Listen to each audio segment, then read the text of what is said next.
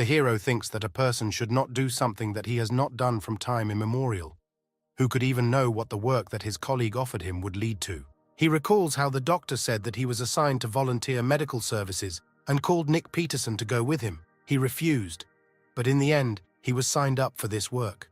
Nick still can't understand how it happened that a civil war would break out in the place they were sent to, but he gave it his all. One day, rebels came to their base unnoticed. Doctors and wounded were hiding in a tent and did not know what to do. Nick tried to protect the little boy. He shielded him from the bullets with his body.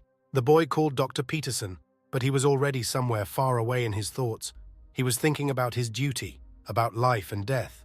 He had the feeling that bones were being broken, and he heard the crack of his own skeleton, and then he began to fall. Nick understood that this was death. Nick woke up in the forest. He does not understand where he is, why he is lying on the ground, and what happened to him. He examines his child's hand, sees blood, again asks many questions, but understands that he simply died. Peterson examines his body. He does not understand what is happening at all and thinks that he is in a dream. The main character sees a bunch of corpses and broken wooden carts around. The boy is shocked, decides to pinch his cheek and make sure that he is not in a dream. Looking at the corpses and smelling real blood, he realizes that everything is real, that this is not a film set or a fantasy. Nick notices deep wounds and strange clothing on the corpse. Peterson realizes that he is in the world of martial arts. Peterson assumes that the carts were attacked by thieves. He notices stiffness in the muscles of the face and neck of the corpse, and concludes that approximately 2 hours have passed since death. He gets up and decides it's time to recover from the shock and get out of here before the robbers return. Nick is about to leave when he suddenly hears someone calling out to him. He quickly turns around and walks towards the survivor. He hands him some kind of bag and says something about his wife and child. Peterson ignores this and examines the victim's wound, then reports that he was lucky and is going to stop the bleeding. He looks for a needle and thread, warns the guy that it will hurt, but there is no way out, and begins to stitch up the wound. Nick, satisfied with his work, tells his patient that he did well, he behaved well, and he thanks him. He says that unfortunately, he doesn't even have antiseptic, so there is a risk of infection. Then he notices the booties in the hand of the survivor and says that this is unlikely to help him, but he has faith that his pregnant wife is waiting for him. Peterson notices that he is very tired and concludes that his new body is too weak and has no endurance at all. He gets up and decides to look for more survivors because there are definitely some, and only he can help them. He is overcome by doubts. He does not understand what to do next because no one will come for them. But he decides to leave these thoughts and help people, since this is his medical duty. Nick examines the bodies and discusses how working in surgery is all about knowing who can be saved and who is beyond use. As a result, he selects 3 surviving people who are not too late to help. Realizing that he does not have proper medical equipment, he despairs, lowers his head, and notices a handkerchief that belongs to the flying snakes. This organization is engaged in escorting anyone, anywhere for a good fee. Nick knows that similar transport companies are found in novels about martial arts and begins to understand where he is. Peterson reflects that if he really is in such a place, then these people are guards, and then a rescue squad should definitely come for them. Dee tries to sharpen his sword and is glad that at least somewhere his army knowledge was useful. Nick carries heavy objects and injured people and complains about the weakness of the body in which he finds himself. After a long time, Peterson was able to build a spacious tent and drag the survivors there. He collapses from fatigue, decides to rest lying right on the ground, and wonders why he suddenly decided that they would be saved. Peterson becomes desperate. He realizes that he became a surgeon only for the money and that he is not interested in this profession at all. Then he went somewhere and eventually died, shielding civilians, and now he's generally in some kind of mess. Here some sounds distract him from his sad thoughts. He thinks that they are wolves and is very worried about this. A few minutes later, he realizes that someone is approaching his tent. Nick goes outside, holding a sword in his hands. The boy sees the flags of the flying sword and understands that salvation has come, sits down on his knees, puts down the sword and waits for help. Soon a bunch of people on horses and carts approach him. He pays attention to one of them and realizes that he has seen her somewhere. Peterson falls into memories, where in his old body he read another novel about martial arts. It was called The Greatest Demon of Heaven.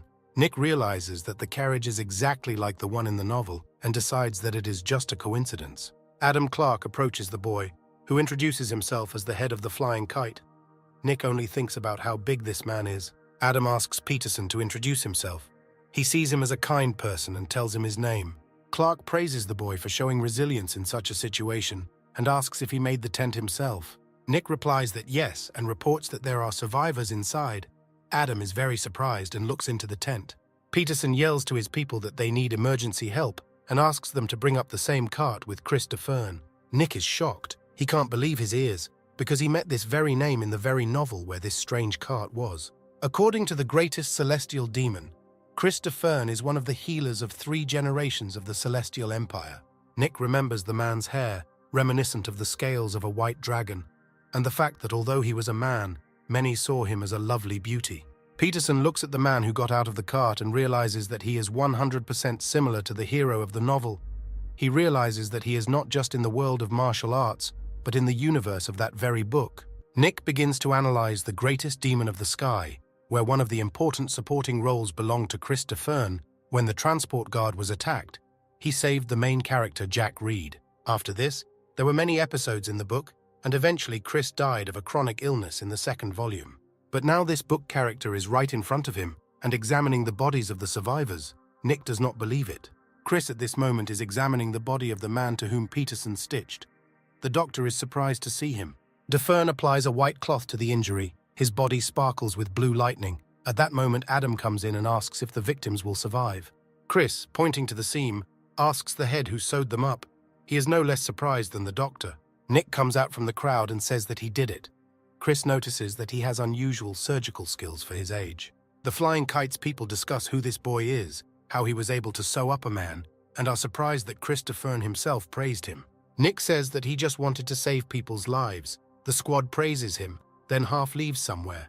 Clark approaches the boy and says that he will definitely thank the little hero for his good deed. The coals crackle quietly and measuredly in the fireplace, and the kettle on top is already beginning to boil. The guy says that Chris DeFern should not have gone there. He says that he had no other choice, because in the past there, he was helped to hide from the wrath of his family, and today he repaid the debt, saved the son of the head. The servant anxiously says that the doctor does not take care of himself and his health at all, because it is not easy to recover from something like this. Chris notes that he himself knows this very well, but he doesn't have much time left anyway. The red-haired guy doesn't like it very much. He asks him not to talk like that anymore. The man says that he wants to take that boy as his student, because he definitely has talent. The guy hints that this will make his life even shorter, but he doesn't dare contradict. Nick Peterson, half asleep, smelled a familiar smell. It seemed like some kind of medicine that he knew in a previous life. He tries to get up, but Chris, who is nearby, says that he should stay in bed. The boy opens his eyes and sees many people in front of him. He is tensed by such close attention to his person. The main character finally plucks up courage and asks where he is now. DeFern says that the boy is in one of the sections of the Flying Kite. Because he lost consciousness, and they decided to give him a rest, he slept all the way here. He also adds that if it weren't for his help, people would have died. The doctor finished the treatment, but their savior, without a doubt, is Nick. The guy can't believe that he is so polite that he addresses him on a first-name basis. Chris smiles sweetly and says that complications were avoided. So not only the Flying Serpent, but also the Conson clan are in his debt. He wonders if Nick remembers the girl with the sword whom he treated. She was the daughter of the Conson family. The guy remembers that this family appears later in the plot, and this is the daughter of the head of the family. The main character still gets out of bed and says that he was just using his modest skills, but was very happy to help. Nick is given some kind of box. It contains medicine for internal injuries, which was sent to him as a token of gratitude. Everyone in the area is surprised to see the contents of the box, because it contains a rare and valuable medicine. There turns out to be a yellowish pill called Huandan of a 100-year-old pine. The contents are obtained from a pine tree that grows in special places. The resin is extracted from the roots, and then added to this, the energy of a 100-year-old tree is contained inside. Chris notices that everyone around is surprised by such a gift, and he himself thinks that maybe that family does not believe that the child saved them. But this, in fact, is so. And knowing the situation of that girl, one can even say that this is not enough, but only few people can understand it. DeFern says that this medicine is good against internal injuries and also relieves headaches, and the child is now overtired and the body is having a hard time, so it would be just the right time to take it. Nick thinks that a lot of things relate to internal injuries. Is it really a miracle drug? Well, the patient must listen to the doctor, so he needs to take it. After taking the medicine, a pleasant chill runs down your throat and you feel slightly dizzy. The servant also gives some kind of bottle that will help you sleep. The doctor says that the patient needs peace, so he asks everyone to leave. The people begin to disperse. Chris understands that this child is much more unusual than it seemed at the beginning. He even feels somehow embarrassed by the memories of their uneducated children. The guy asks if the doctor really wants to take this boy as his student. He firmly says that yes. The servant says that no one will refuse to become a student of such a person. But something still bothers him. The doctor wants to give his needle to the boy if he does not agree, to show sincerity. But the red-haired guy shouts that this is a very rare thing. Chris sticks some kind of needle into the boy's forehead, which literally oozes with energy. The guy behind does not know to envy or sympathize, since the owner noticed him. Then he can't count on a peaceful life. In a dream, the boy dreams that he is a butterfly that fell into the hands of a madman who pierced his body with needles. He begs to be released so that this will end as soon as possible. The guy wakes up without clothes and screams in confusion about what happened. Chris and a servant appear. They notice that the guy has already woken up. The doctor thinks that usually servants look after the sick. The main character feels that something is unpleasantly stuck to his back and smells bad. And DeFern praises his physique and says that he does not have much unclean energy. The boy asks to address him informally because he is extremely embarrassed when people address him informally. The doctor says that he removed the unclean energy from him.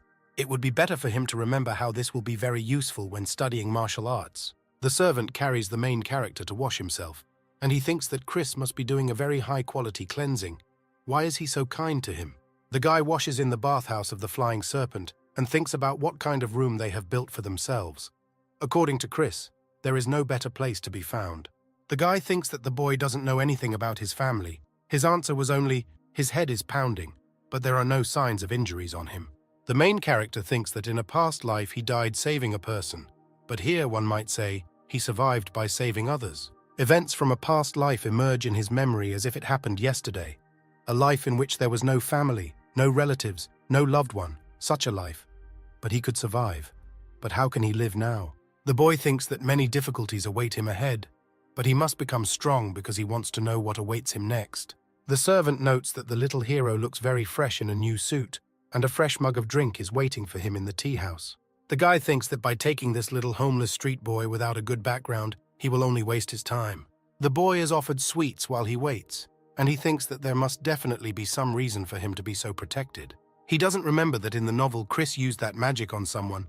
Maybe it takes a lot of internal energy, and this weakens the defense against the disease. The guy remembers that he knows the contents from cover to cover. Is it really impossible to somehow save Chris DeFern? A girl comes to the main character and thanks him very much for saving her sister, saying that she heard that if it weren't for him, she wouldn't be here anymore. The girl wants to thank him, but he says that this is not necessary because he has already been thanked. But she says that her family will not remain in debt. He says that anyone in his place would have done the same, but now it's more important for her to check on her sister. The main character, while the girl is leaving, remembers that she is the only daughter in her family. But unfortunately, she disappointed the family by being poor with a sword, and that girl with a sword is her relative in the lateral line.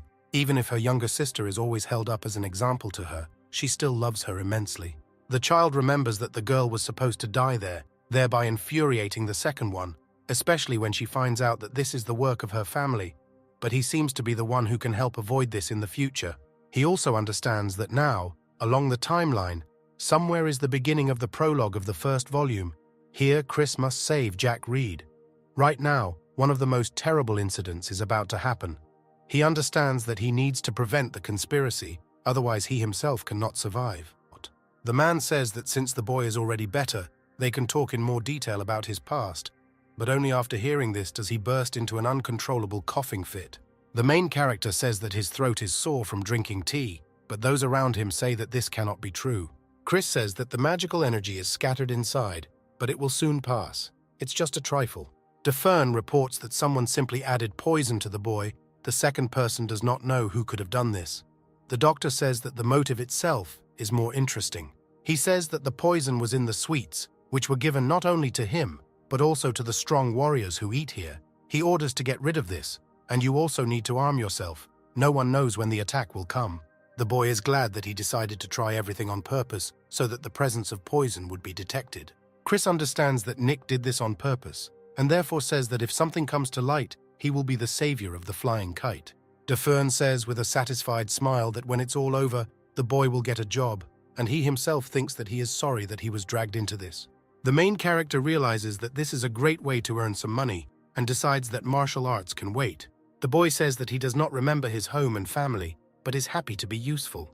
The head of the escort says that they will definitely not be disappointed in this young hero. Defern, with a strange smile, grabbing the head by the shoulder, says that it is impossible, but that it is impossible remains a mystery to the public.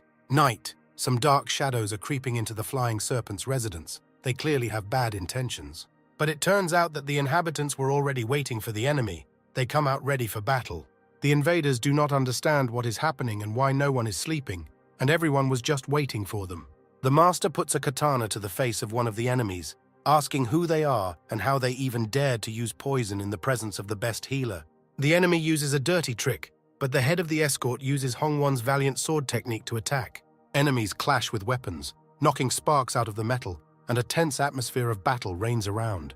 The ninja lunges, filling himself with bloody energy as he attacks. He uses the blood demon sword as a trap, and Hongwon's valiant sword uses the world order move. The man rushes to attack. He understands that for him it doesn't matter where these warriors come from. The most important thing for him is to protect everyone. He makes an overhead strike, but the enemy wants to thrust. This could be the hero's last attack. But the stream deflects the enemy's blow, allowing him to only slightly scratch his face. The master uses the recumbent dragon ascension technique, cutting his opponent in half.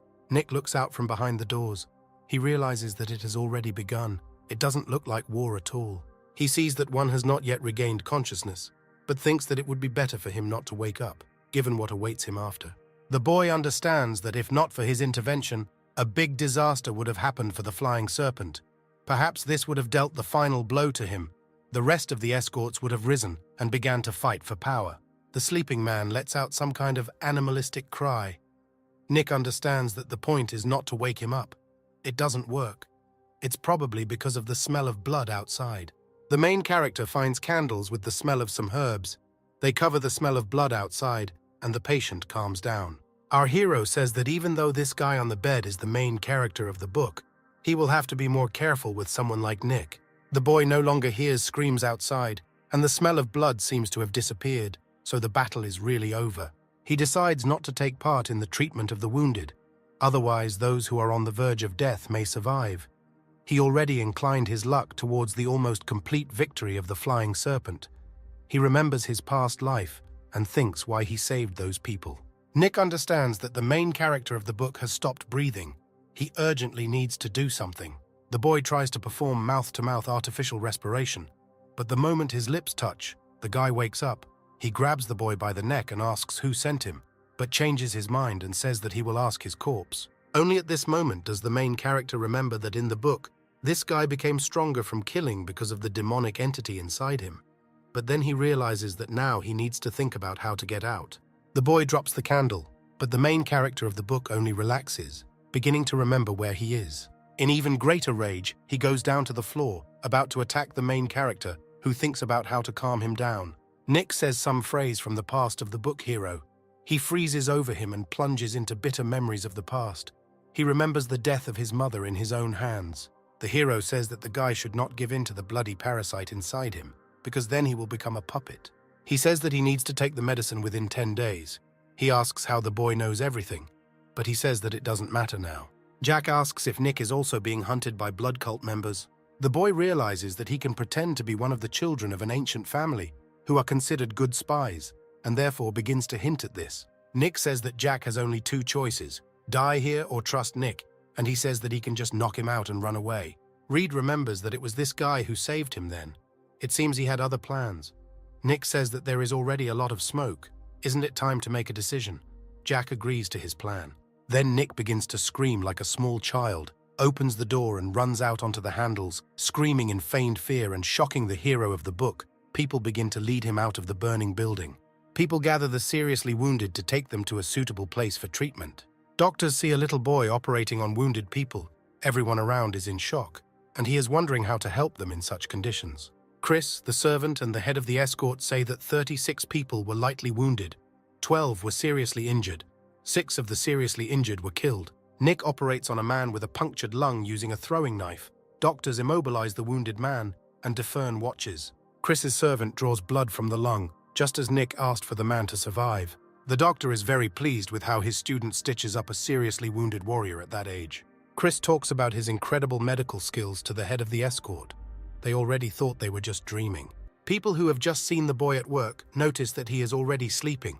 Although he was just on his feet, the doctor orders the servant to take the boy to bed. After that day, rumors began to circulate everywhere about what abilities the little boy had. The warriors talk about how it is almost impossible to split the attackers. They remain silent even after torture, and if you turn away, they try to commit suicide.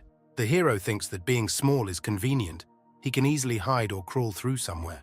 He heard that Lilia Conson had recently arrived. She must be very annoyed that her younger sister was still alive, but came so as not to arouse suspicion. The guy understands that they don't know anything, but are chatting, because Lilia loves her sister very much. It frightens him that they have such an opinion about her. Then he hears that they are talking about him, that they found a mark on his neck. But this was explained by the fact that a neighboring child had a nightmare. They wonder if the little hero is unintentionally covering for the second boy, so that he will not be punished. Nick is glad that everyone is on his side. He hears that the head of the escort and the main doctor have almost gone to the races to find a cure for the neck. He thinks that people seem to think that Lilia wants to kill her sister. They don't know her at all, because she wanted to give her sister Maria the place of head of the family, and she's probably already looking for those robbers. Jack appears and discovers the lost boy, displeasedly noting that he has been looking for him for some time. The main character of the book is interested in what the boy needs from him. He says nothing. Greatly surprising read. He says that he saved people who were on the verge of life and death, discovered poison so that the escort could prepare for an attack in advance, and looked after him during the battle. Jack grabs the little hero. He says that he doesn't understand why he has such a reward. The main character of the book asks if he wants a deal. Nick says he changed his mind because he can't trust Jack. He remains silent. Peterson asks why he's still here. Is he expecting an apology or something? He later says that he agrees to the deal and that he can now call him Big Brother. Jack, confused, asks if he is offering to fraternize with him. The boy is nervously silent. The main character of the book says that it's somehow strange to call him an older brother for saving his life. The hero asks that everything is correct. He shouldn't be the youngest, since he is older. The main character of the book insists on a duel. Nick shouts, "Is he really going to fight with a civilian? He doesn't even know martial arts. Why he is so bad? He intimidates the weak, who, moreover, is his savior." Peterson repeats his demands. The book's protagonist becomes indignant again, and Nick says he won't become a little brother just because he was hit. He makes an incredibly smug face and once again asks to call him Big Brother. Jack does what he was asked, but the boy is not happy with this. He shouts at him to say it louder. Reed shouts throughout the valley, his older brother says. Then it would be like that right away. Lilia greets the boy, calling him a baby savior and wondering what they are doing there. The boy is very dissatisfied with his just-received nickname. The girl says that she is collecting flowers for her sister. She wonders if the boy knows what herbs are suitable for recovery. He is a healer, but he says that he has not studied them much. As a result, they went together to collect grass and chatted with both sisters.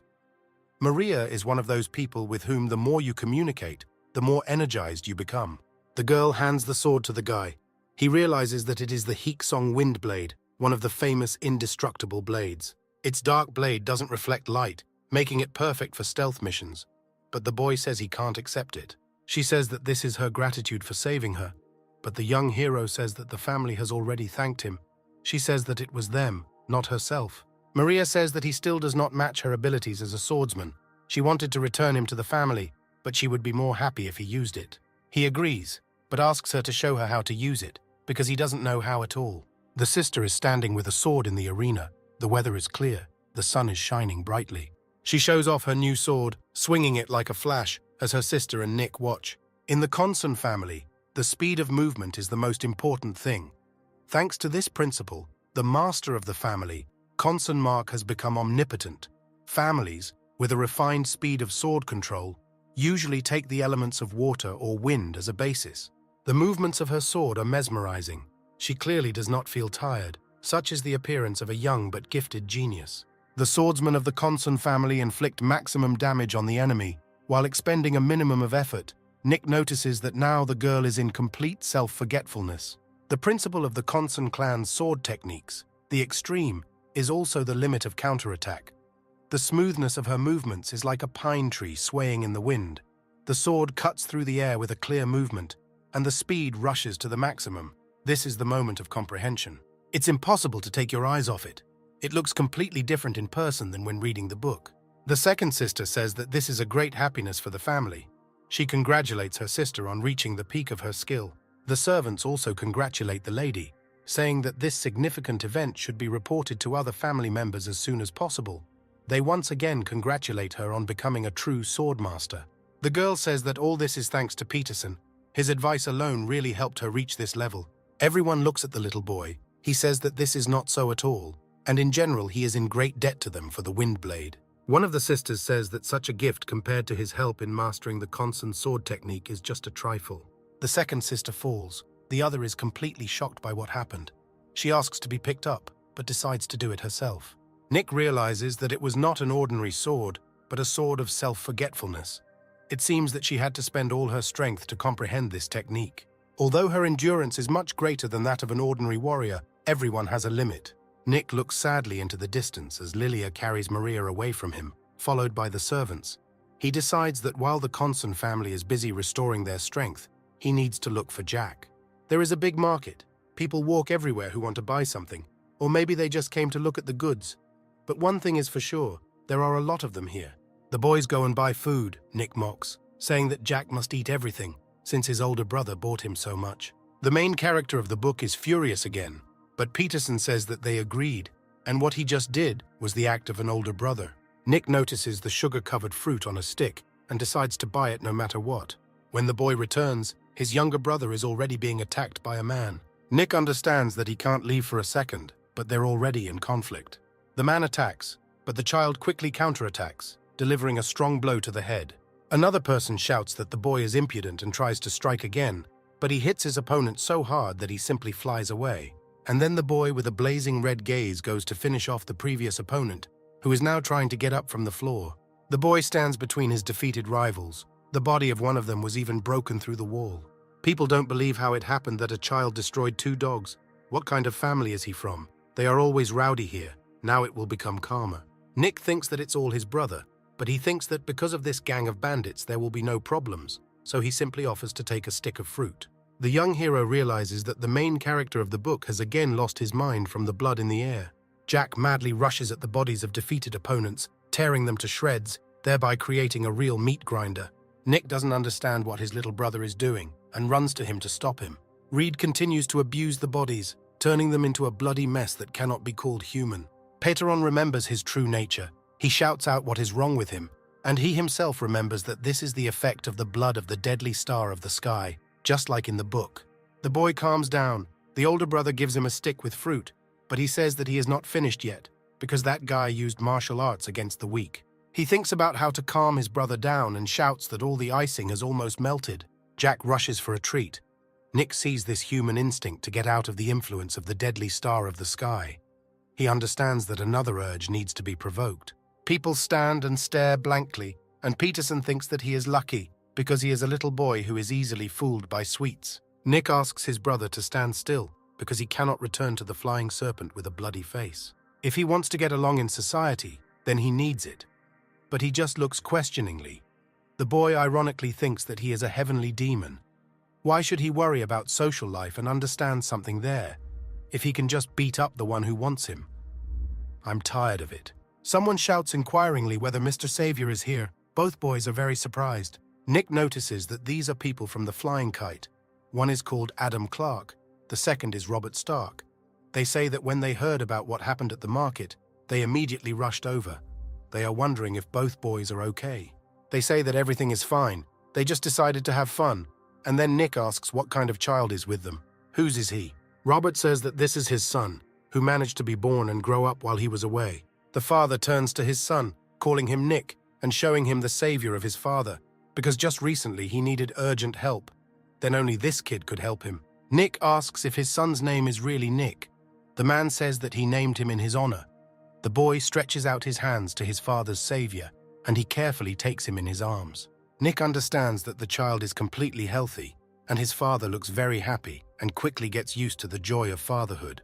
Robert says that his older brother has long wanted to make him the head of the escort. but he has something to regret, so that trip was his last. The man is grateful to Peterson for saving his life. Now he must dedicate it to others, and he is also grateful that he can be with his wife and child. The kid grabs Jack's finger, but he doesn't turn away or pull his hand away. Everyone around is surprised. Reed says that Nick deserves to be called an older brother because warriors do nothing but kill. He always thought that it was enough to just deal with bad people. The sword of life is just a beautiful phrase to cover up the murder. But Nick saved that uncle and him. Saved the lives of the warrior of the Conson family and other people of the Flying Serpent. Jack says that most likely he will continue to kill. He can't do anything else, and someone else's death makes him feel alive. So Nick is better than him and more worthy of being called an older brother. He says that he is glad to hear this and asks to repeat it again, and then becomes very pleased when the younger brother calmly does it. Nick thinks that the guy is belittling himself by calling himself a murderer. He has not been able to experience the delights of simple happiness, although this has been the case in martial arts novels lately. But at the same time, Peterson believes that he has a very cool life. The boy wonders if his younger brother will go to Cedarwood. He says that he will go when the next transport appears. Nick says that the road will not be easy. Will he change his mind? Jack says that he has nowhere else to go. But why isn't Nick interested? Why doesn't he ask why he needs to go there? Does he really already know something? The young hero, wriggling out of an awkward situation, says that the final decision is his, and he definitely has some reason for this. Jack wonders when Nick will tell him what he is hiding, but he only thinks that he can always tell him, but he will consider him crazy. He says that someday he will definitely tell you, but for now he is eating how to get rid of the red parasite that worries him so much. It is important to do this before they go their separate ways. Nick waves goodbye to the main character of the book. He thinks that he told him everything he could, and then everything is in the hands of Jack himself. Now Peterson is thinking about what he should do. All this time there has been a struggle for life, and now it feels as if he has lost its meaning. Chris appears. He says that he has finally found him. The boy is very surprised to see him. He has a small conversation with him. The boy wonders if he really wants to make him his student. DeFern says that he thought it was obvious. Nick is worried and thinks that no students of this famous doctor were mentioned in the novel. Chris asks doomedly if the boy really doesn't want to study with him, but he says that it's a great honor, just very unexpected. DeFern sighs with relief, and Nick wonders what they will teach him. He says what he knows himself. The boy notices that the doctor answers without doubt. It seems that he is not joking at all. The doctor notices that the boy still doubts something, and the boy thinks that Chris is seriously ill, so he seems to be lucky. But at the same time, if he is taken as a student, he will die faster. He thinks that DeFern has no children, which means that all his property will most likely go to him. The disease is unusual, but an ingrained phenomenon in martial arts novels. Nick wonders if there really is no way to cure him, but he says that he will become a student only on the condition that Chris takes care of his health. DeFern does not understand what the boy is talking about, but he says that he is talking about the peculiarities of his body, but he thinks that there is a way to heal it. Nick feels that Servant Bob is angry for some reason. The doctor is confused, but this character was mentioned only a couple of times in the entire first volume. Chris asks Bob to stop exuding such an aura, and he shouts that the boy is communicating with the master inappropriately. Nick thinks he understands how difficult it is for a patient with terminal cancer to hear that there may be a cure and a chance to cure the disease. Hope is more cruel than despair. It makes a person cry and feel helpless, and as a result he dies in suffering. But at the same time, what's wrong with this? Isn't it a doctor's duty to tell the truth? Life is a chance. You can't give up. Chris says that he is not going to accept treatment or give up, and he will not die a peaceful death either. Nick shouts in rage that there is still a way to save him. Bob says if he likes repeating this nonsense, and Chris says enough for both of them. DeFern thinks that Peterson has always behaved peacefully and politely, seemed extraordinary and received the love of others, but now he is a completely different person. Chris says that he will listen to him, however. If in the end it turns out that he is simply mocking him, he will take back his offer to become an apprentice, and they will not see each other again. Peterson thinks he's used to the mistrust and says he understood everything he said. Bob asks what the gentleman plans to do. He says that he will believe him, but if nothing works out, death from illness will not be beautiful. He will not be able to die peacefully. He will fight the disease with all his might until the very end. Nick says that they are creatures, that in the end they are doomed to lose, of course. Someday this moment will definitely come, but isn't it worth at least trying to win? Therefore, he will not allow Chris to give up while there is still a chance to fix everything. He says that he has only one question. Is Defern ready to fight to the very end? Chris begins to think that this question has haunted him for a long time, but he couldn't answer it. No matter how perfectly he treated, the warriors continued to hurt themselves out of the valor of love or malice. It seemed to him that they were not like moths that were directly flying towards their death. If he healed them this time, what would happen next? What in this meaning? He says that his long-standing demon of the heart easily broke out. Then it became somehow light and empty. Bob asks, since when the gentleman was so fascinated by him. He says that he admits that he felt sympathy for him at first sight. Now he likes him even more. He will make him his student. He says that maybe he can learn something from him later. Maybe they can switch roles later. The servant asks if Chris really believes that he can be cured. He says that there are no guarantees, but he is convinced that there is always a chance. Isn't it surprising that all this time he never once thought that treatment exists? It will take a really long time and will be painful. But this is good. He can live longer. Bob says that he doesn't like this kid. Claims that he won't let the owner just die. Has he ever met such tactless people? The servant whines that if he spoke like that to someone from a noble family, his head would already fly off his shoulders. Chris says that willpower is an important quality for someone who will become his student. Defern says that if he weren't who he is, maybe he wouldn't have shown interest in him. Bob says that the master hasn't convinced him. Chris is with Nick on the shore. Defern asks if the boy said that he would not let him die in peace. He firmly answers that yes. The doctor says that his student has to promise him something. Being his student is not easy. Nick says that he knows that he will have to understand a lot, but Chris says that it will not be easy for him to learn. Defern prepares his hand, releases a ton of magical energy. He fires a finger shot. Nick understands that this is not easy to do. It is not as powerful as a spear or a knife, but it is still incredible. Chris says that Nick will have to become strong for his sake, and also precise in order to apply such skills in medicine. Defern demonstrated a more powerful version of the previous magic. Peterson understands that he concentrated the energy in only one finger. This is not all his power. He says that they will not have the same occupations as in military families. He will inherit his strength and knowledge. Chris asks not to let him go to the next world so easily. Nick shouts that he gives his word that he will not do everything in his power. Defern asks him to bow 9 times as a rite of passage. Nick tells the Conson sisters that the teacher left the escort for a while to run errands. He said that as soon as he finished, they would leave immediately. One of the girls is very sad because it was he who became Defern's first student. The boy is very glad that the girl is already feeling better and she can already walk. The sisters laugh embarrassedly that this is thanks to his care, even though she wants to rest for some more time. She asks what is behind his back. He laughs slightly and says that these are gifts from the head, who is very touched by his departure.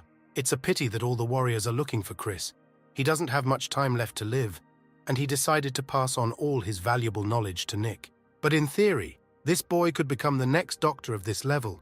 You need to treat him well while he is small, because then, when everyone turns to him for help, it may already be too late. Lilia says that she has prepared something for him. He says that she can contact him on a personal basis. She asks if this is true. He looks at the chest and realizes that it looks expensive. There must be something valuable there. They say that there is just another pill. He understands that it is like the old one, only it is made from a 1,000-year-old pine tree. There are only a few of these left. They tell him to eat it, but before that he must show it to his teacher. He is very glad that he received such a gift. The girls look in embarrassment at the very pleased guy. Couldn't he refuse at least once? Many people say goodbye to Nick, among them his sisters. Everyone wishes him a good journey. He thanks the sisters again for the gift. They tell him to be sure to let the teacher know before he eats it, and they also remind him not to forget to use the sword. The girl hugs the boy tightly. She once again sincerely thanks him for saving her life then. The head of the escort thanks Chris Defern, but he says that it's nothing. It's just fate that brought them together. Adam thinks that the phoenix must grow under the wing of the phoenix in order to grow into an excellent bird. He cannot wait for it to fly into the air.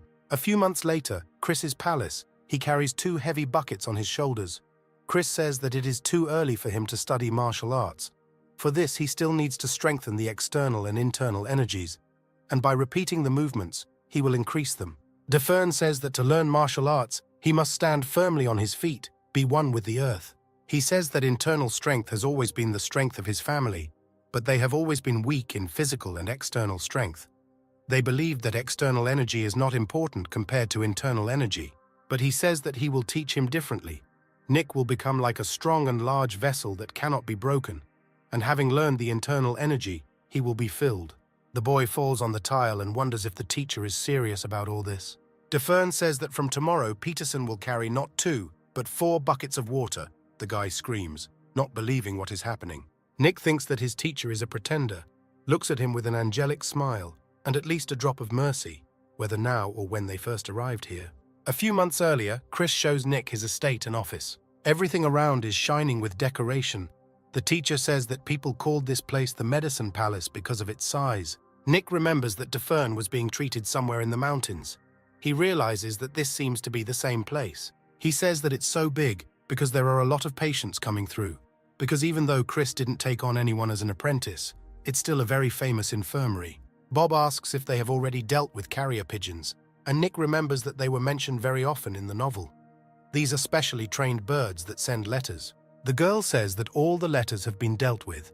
2 letters arrived simultaneously from different cities. It seems that both heirs suffered as a result of martial arts training. The servant says that these cities are not friends with each other, so they will have to decide which of them to go to treat, because both want it. Chris looks at the letter and realizes that Prince Suramun is not seriously injured, but Princess Cord has more important problems. DeFern says that the prince needs to send a letter about bed rest and write out prescriptions for puncture wounds and internal wounds. The composition of the drugs is simple. They can find everything they need in local pharmacies. He says that the Kordov family should be the first to write, because despite the wounds, they still won, so their offense will be more serious. Bob says that he will do everything as they said, and Nick is very surprised at how much Chris knows and reacts very quickly. Peterson watches with fascination as the pigeons are sent. He watches with fascination this miracle. It is not for nothing that the palace is one of the medical palaces of 3 generations in the Middle Kingdom. DeFern says that people live, which means they continue to get sick and hurt themselves. For warriors who fight every day, this happens much more often. They are always looking for the infirmary, which is why it is so important to have a message between them. Chris brings the boy to his office. He notices that although he is handsome, he is slightly ascetic. He asks him to settle down, a very strange place for such a doctor. DeFern says that while they can pass on recommendations, skills cannot be transferred like that, which is why there is an organization of healers. Chris begins to talk about the palace. Several clans are subordinate to him. They are also doctors' offices. All the offices in the province exchange information through the palace. Nick understands that he knows this very well, but they continue to tell him he is very uncomfortable because of this. If there is a war among the alliances, then the doctor's palace gathers all the doctors. Peterson thinks about something completely different, not listening to what his teacher says. There are also medical departments in which medical research is carried out, and there are also regional hospitals and doctors who continue the family business. Nick continues to think about improving the office, because the window is open to allow carbon monoxide to escape. He needs to come up with an alternative for the winter so as not to freeze. The main character continues to think about heated floors, that it will not be possible to use them soon, and in general that he first needs to install a stove. At this moment, the teacher notices that his student is flying in the clouds. Chris says that the scoundrel is not listening to him at all. Nick understands how disrespectful this is. He apologizes for being thoughtful. The teacher says that there is nothing wrong with this. He wonders what the boy was thinking about, and he thinks about whether to speak. Then he realizes that this is stupid, because the teacher is his patient.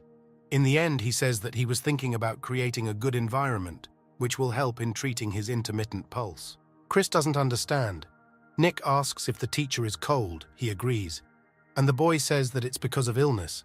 But in fact, the heat from the body simply leaves, and then the body cools down.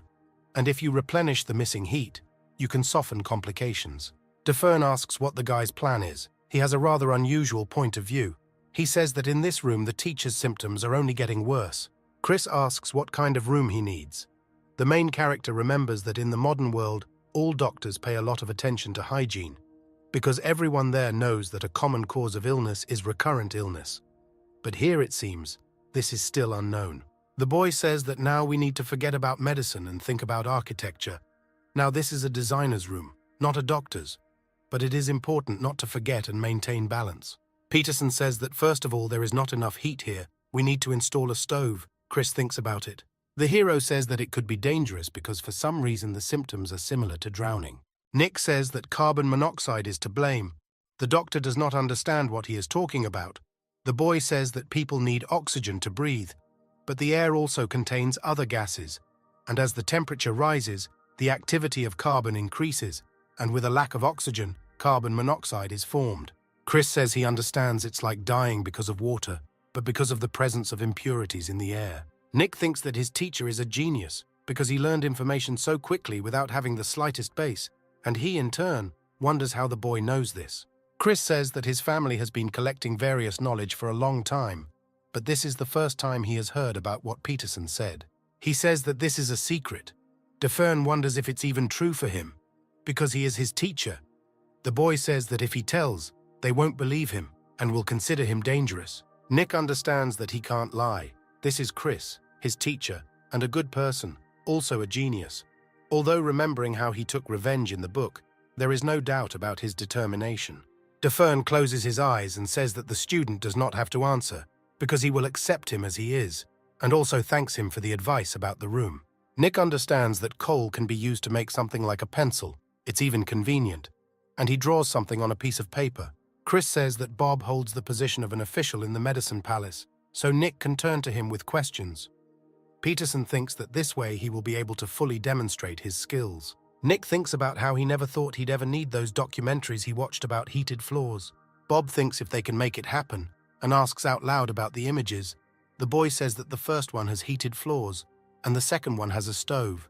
He says that it is closed, so smoke will not come into the room, and also thinks that in the lower grades they heated food for such food. I wonder if there are heaters here in elementary schools. Bob reasons that at first the boy's words seemed nonsense, but then he saw the logic.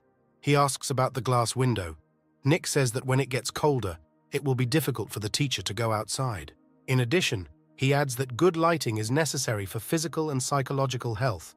The official says that qualified workers will be needed. The costs are considerable, but they will cope. He says that it will take a day to install a stove and windows, but it is better to discuss the creation of a heated floor with a specialist. It will also take time to rebuild a new house for the owner. He thinks that all the work will take no more than 10 days. Nick thinks that this time is enough for the teacher's well-being to improve.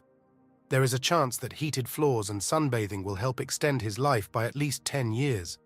Also, do not forget that he has well-developed internal energy, and he knows how to make miraculous elixirs. The boy looks at the new buildings and does not understand how these people managed it so quickly without modern equipment. Bob reports that they have already finished installing the stove. The owner is now in his room. Nick enters the room. It is very hot there. He understands that in winter it will be warm here, and also the new window lets in light well. He didn't even imagine that it would be so good with a window and a stove. He tells the teacher not to forget to ventilate the room. The teacher says that just yesterday he was tormented by a cough all day, but today he is much better. He praises the boy and says that the stove was a great idea, an amazing idea. Chris lightly pats the child on the head and says that he is still a smart and sweet kid. No one before him would have thought that windows could be glazed. Nick thinks how the minor character Bob got so much strength to make a window in one day and even managed to install a stove. Is he a wizard or something? The boy thinks that he will soon find out everything about him because he is devoted to the teacher like no other, but something seems suspicious. Here Chris says with a laugh how one head of the family is proud of his heirs, but they cannot keep up with his talent. Nick is very happy that his teacher has improved so much that he even started joking. Bob spies on the heroes and thinks that the owner was fascinated by the boy from the very first meeting, and now he is completely behaving like a fool. He thinks that before Chris smiled only when the work situation required it, every day he was getting worse. There was complete silence in the doctor's palace. But with the appearance of the boy, the smile does not leave his face. Nick had enough skills to find a solution to the problem associated with loss of heat due to illness. He is clearly not an ordinary child. Bob thinks that if the child really wants to save his owner's life, then he will do everything possible to help him, even if it costs him his life. Nick leaves, and the servant approaches Chris and asks how his channels through which energy flows in the body are. DeFern says that he thought it was enough to simply prepare a certain healing elixir and did not even realize that it was worth starting from home, his omission. Bob says that this is not the responsibility of the doctor. The drawings that the boy drew were very detailed. They say that they have Western influence, although this is an illusion because local technologies are more advanced. Chris says that he is his student. After all, Bob confirms that he is indeed a student worthy of being talked about. The official says, "Does the owner really think that he doesn't know how he praised him in letters that will fly to the recipients next week? The whole province will be on their ears. Everyone will be interested in who this Nick Peterson is. He believes that Chris is his after all, overestimates." DeFern says that it's time for him to go to bed, so Bob can go. He says that he's already leaving. Is he really jealous of the boy? He shouts that he didn't say that. Thank God. Today he didn't have any pain. He's breathing calmly, and he's sleeping soundly for the first time in a long time. Bob tells everyone to be quieter today, because the gentleman finally managed to fall asleep. Chris says that their ancestor, Teacher Gong Myeon, he issued many military laws and founded various disciplines, and now they, his descendants, continue to develop his legacy. He says he originally planned to adopt Nick to continue their family line, but changing his last name is not so easy. DeFern sadly says that for now he will only be his student, but he is such a fool that he didn't think about Bob before. He would have done this here if he had come here as his son. Chris says that later Nick will still be able to use the surname Chagall. The boy hopes that later means when he grows up, and before DeFern dies. It's hard for Nick to realize this. The weight of the words weighs heavily on him. Chris and Peterson come to the clearing. There are some dolls there. The boy asks what they are. DeFern, with a malicious grin, says that these are wooden dolls for their training. The teacher says that in the family they take as a basis a special strength. It improves memory and has a positive effect on thinking. A developed brain liberates human feelings. Chris names the points on the mannequin's body and accurately shoots them with his finger, hitting the target directly. Nick notices that this is a familiar movement. However, this time the blow did not go through, but only touched the doll. How is it possible you can create a pistol with enormous power, but you cannot control it? Chris says that someone else would have asked why he didn't punch through the doll like before, and also why the blow was so weak. Nick says that the teacher has impeccable control.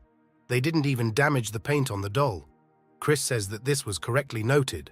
Chris explains to the boy that their family, using the power of the brain in this way, achieved great achievements in comparison with ordinary warriors.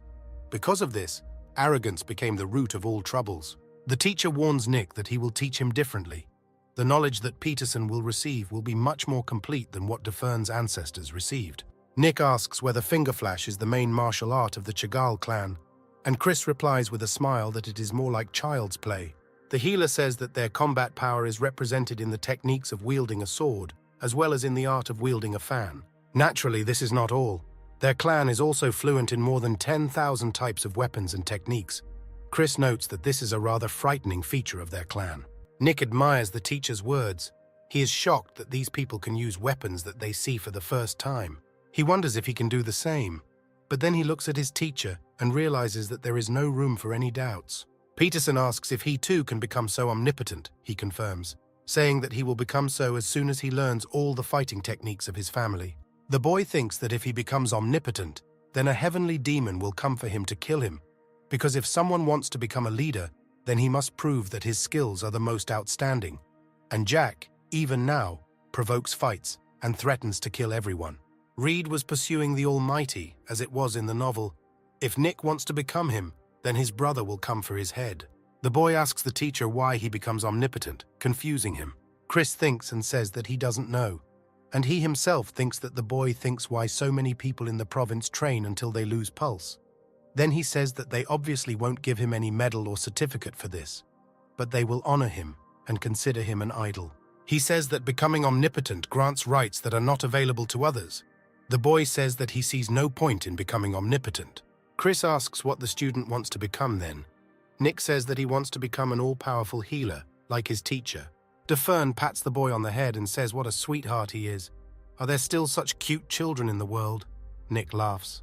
The doctor says that he knows that many of the Chagall clan sought to become omnipotent, but for the first time someone wanted to become an omnipotent doctor. Chris thinks that the boy was sent by the gods, and Nick thinks that he will devote himself to medicine in order to live long. Let Jack become the leader.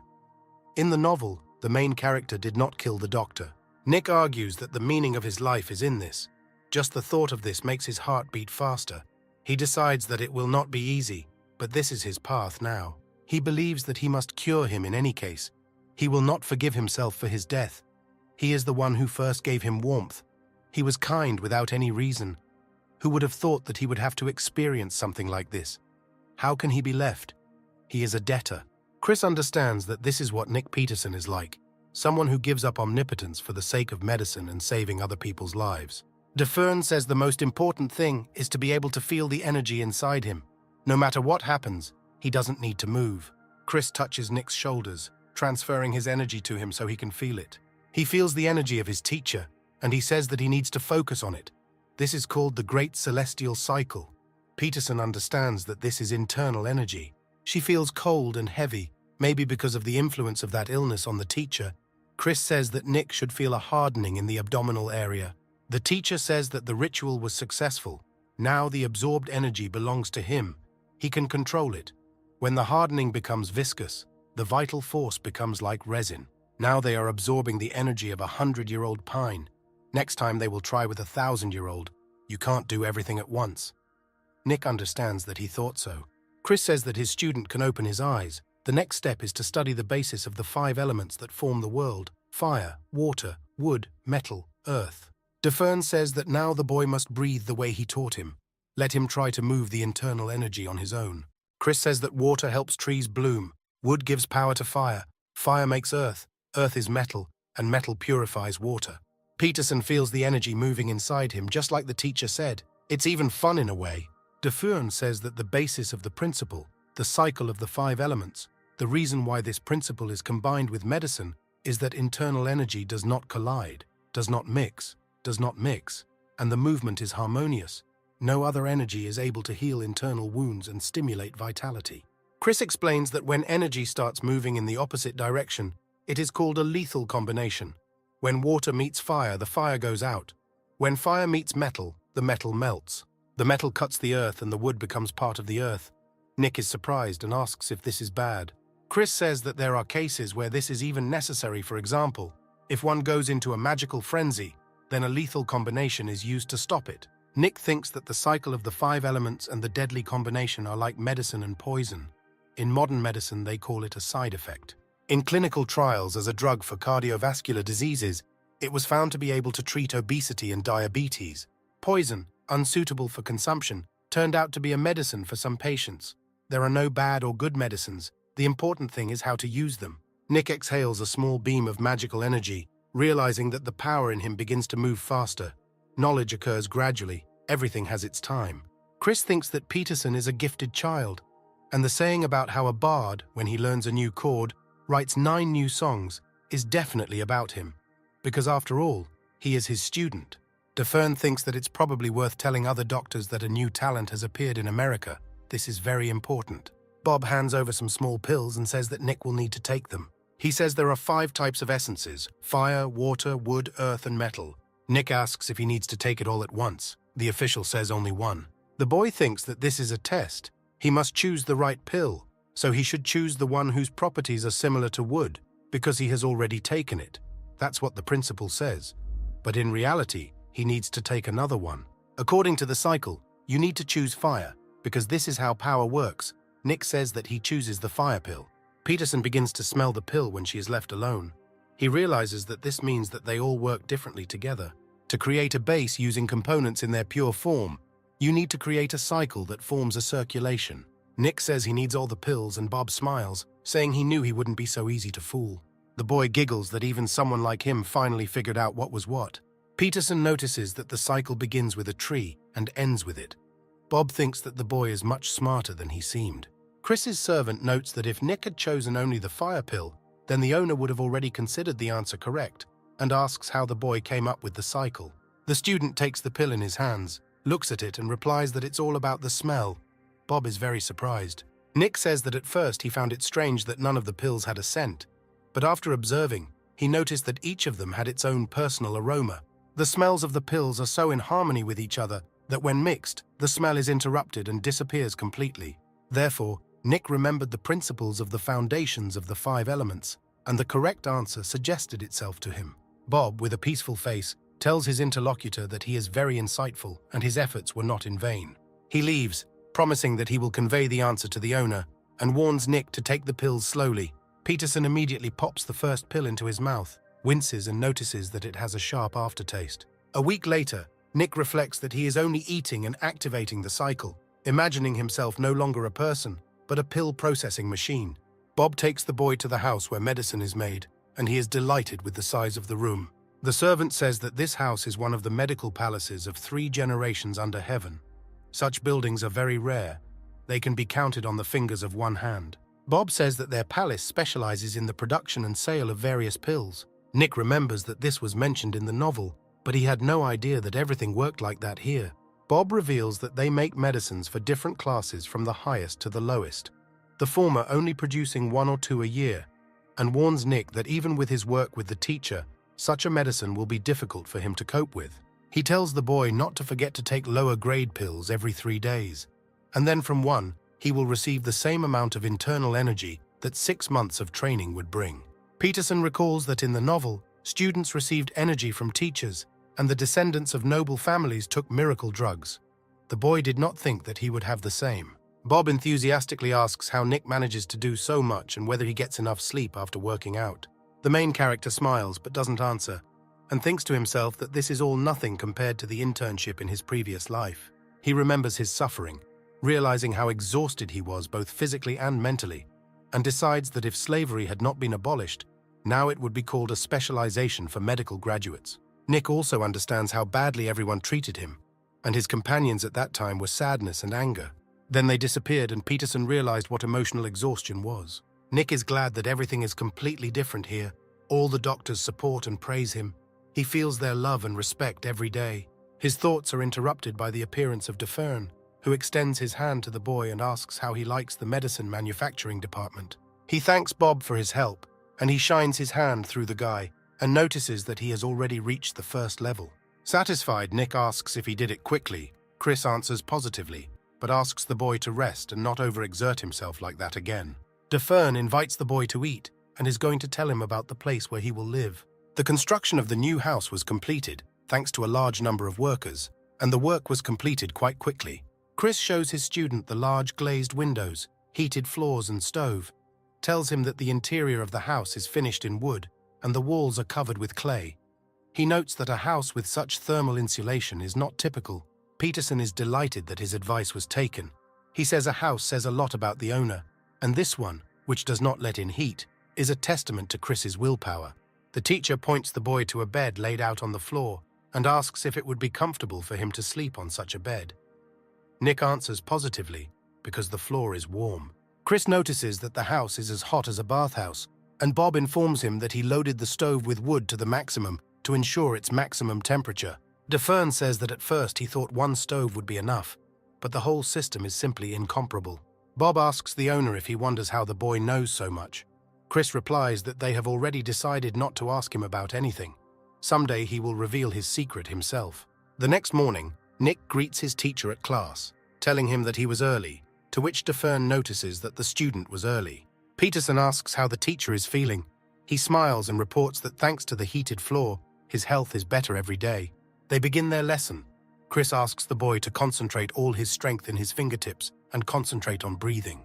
The main character does this very well. He feels the divine help of the elements. Fire flows through his body.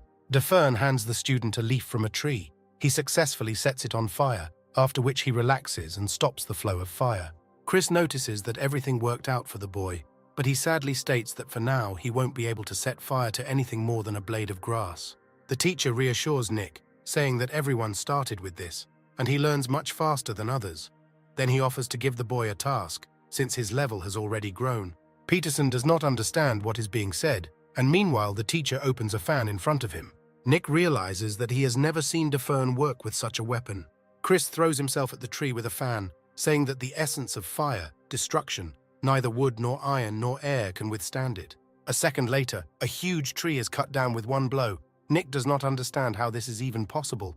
He notices that the cut area is only slightly burnt, but the tree itself is not on fire. He cannot believe his eyes. Chris asks the boy if he liked it, and is immediately going to demonstrate the next element, wind energy. With one swing, the healer lifts a huge tree into the air, uprooting even the stumps remaining after the first trick. Peterson is surprised that the force of the wind is so powerful, and his teacher, meanwhile, connects 2 parts of the tree in the air and says that the energy of this element lies in movement. Nick and Chris stand in front of the tree, which has been stuck back into the ground. The boy is in shock. The teacher says that the cover was damaged by fire, so the plant is dead. He suggests that Peterson use the energy of the water on this tree to save it from death. Chris says that if Nick can do it, then he will consider the first task completed, but he doesn't know how long it might take. Bob walks with his owner and asks if he is in a hurry, because it is very difficult to reach the third element in the first lesson. Chris agrees with the servant, but believes he has given enough theory to the boy for him to cope. Bob thinks that the mentor is too strict. He may cherish Nick, but you won't get leniency from him in teaching. He understands that the main thing in such a matter is success, and besides, this approach will make the boy stronger. Nick, meanwhile, is still standing by the tree. A downpour suddenly begins. Peterson, upset by his failures, believes that now even the weather is against him, and is glad that at least there is somewhere to hide. The boy does not understand how he, being on the first level, can heal a tree with water energy. He could barely collect a pea-sized amount of water, and that's not enough to heal the tree's bark. Nick knows his teacher knew that very well. The main character does not understand why Chris gave him such a task. He assumes that he wanted the boy to despair, although this is a very dubious method. He decides that in such a situation, the only way out is death. If the teacher asked him to cut the tree, he would still be able to do it. But he doesn't know what to do now. Nick notices that the roots are intact, which means the tree did not die. Peterson thinks and decides to try to start treatment from the lower part, so that later he can revive the upper part as well. Nick sits under the crown and notices how quiet it is around. He thinks that in this weather the roots absorb a lot of water, thanks to which the tree blooms. The boy understands that the tree absorbs the fire, and he returns it to the earth. Then the earth is combined with metal, which is associated with water. Nick is glad that he came to a decision. He immediately understands that the teacher reasoned the same way as himself. Peterson tries to multiply the amount of energy by combining elements, comparing this with patients who also increase the load gradually. The boy is not sure that he will succeed, because it is very dangerous to use a technique that he has not learned. But he decides to continue because he sees no other way out. Blue energy begins to glow around him and the tree, and Nick himself thinks that if he dies because of the tree, he will be remembered as a rare loser. He starts with the energy of the earth and feels how its amount increases when combined with metal. He is very happy. Then the enthusiastic hero combines the metal with water and notices that the energy has increased more than 8 times. Nick notices how the bark on the tree begins to grow together, but realizes that this is not the end. He starts with the energy of wood, which he will carry through fire, earth, metal, and water. Then the energy will increase 32 times. Peterson thinks that this is a bad option, since in such a situation quality is more important than quantity. But on reflection, he realizes that there is nothing else left and decides to try. In the morning, Chris asks Bob if the boy is sleeping. He answers positively and offers to wake him up. But the teacher says that this should not be done because Nick worked hard last night and needs rest. Bob thinks that he shouldn't have given the child such a difficult task because asking too much could have a bad effect on the student. Chris approaches the tree and sees Nick's work. He is very surprised. Upon closer inspection, he notices that a cut is visible and the bark has grown unevenly. He is convinced that the boy himself did it without anyone's help. Bob, standing behind the doctor, asks in surprise about Nick's work. DeFern says that in just half a day, he is delighted with the boy's strength. Chris informs his subordinate that on the very first task, this boy mastered the third element, completed the task. Anyone in his place would not have mastered such a level of control, but this one could. DeFern states that it is now obvious that Peterson will become his heir. Such a talent cannot be underestimated. Everyone needs to be told. Bob does not agree with the owner.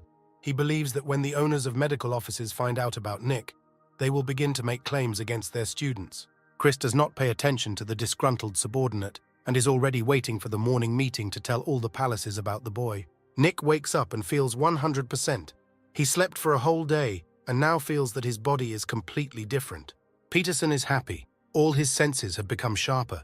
His internal energy has become stronger. His abilities are developing. He thinks that martial arts are awesome. Now he has definitely matured. Nick thinks about the effect of the miraculous pills and techniques from Chris. If this continues, he may become stronger than the heavenly demon. The main character thinks that this is unlikely. He is far from Jack, especially since Reed will soon come to the doctor's palace, since he needs the help of Nick himself. Then Peterson hears some kind of terrible roar, as if the house is falling apart. He hears someone saying that the palace was attacked and runs in that direction. There is a man with a weapon standing near the palace. He asks to let him talk to DeFern. People around recognize this man as someone and ask him to put down his weapon and not make a mess here. Nick looks at the man and notices a child on his back, about the same age as the hero himself. The man who came continues to yell. He begs to see Defern only once. He must know whether his daughter will survive. Peterson immediately thinks of a novel where there was an archer trying to save his daughter. The man rushes at the people who do not let him into the palace. He demands to bring the great healer. Nick realizes that he was not mistaken, and this man, Steve Howard, who kills people for money, fights even with outstanding martial artists. In the book, this man was the main enemy of this world. The doctors are trying to explain to Steve that they treat only those people who were reported to them. The palace only accepts those who could not be helped in the office. The man needs to bring an extract from there. Then they will get down to business. Nick remembers that someone attacked his daughter out of revenge, after which she died, and then Howard embarked on a slippery slope. According to the hero's recollections, the girl will die right here. He is trying to come up with a solution, planning to save the girl himself. Steve explains that they tried to get a discharge, but they were rudely refused, after which he tried for 10 days to cure her, 5 of which he got to the palace. He says that he tried to contact Jim Cox, but he said that he could not help because of his low position. Nick immediately remembers such a person in the book. Peterson feels sorry for the girl. He does not understand how, due to the lack of some papers, she can be denied help. Howard puts his daughter in front of him, kneels down and begs to save the girl's life, and Nick doesn't understand how the girl has survived so far. Nick thinks that seeing this in person is not at all like reading in a book. Only a teacher can solve this situation. Just in time, Defern appears with Bob and says that he will examine the girl. Steve tells the doctor that his daughter was attacked by 7 people. Then Cox examined her and said that her internal organs were badly damaged. He gave her medicine, but it did not help. Chris examines the girl, tells her father that a miracle has happened since she is still alive, but unfortunately, it is too late to treat her, and he cannot help. Howard becomes enraged and rushes at the doctor. Everyone around is in shock. Nick realizes that Steve is mad. Bob intervenes in their fight and asks Howard to calm down, since he is on the territory of the doctor's palace. Peterson draws attention to the strength with which Bob holds the attacker's hand. He remembers that almost nothing is said about him in the novel, and does not understand why, because the servant is very strong. Steve pulls his hand away and shouts at the doctor that he will die for not accepting his daughter, believing that Chris is not doing this for the money. Nick is ready to rush to defend his teacher when he suddenly notices that the palace guards have lined up around his rivals. He understands that his help is not needed.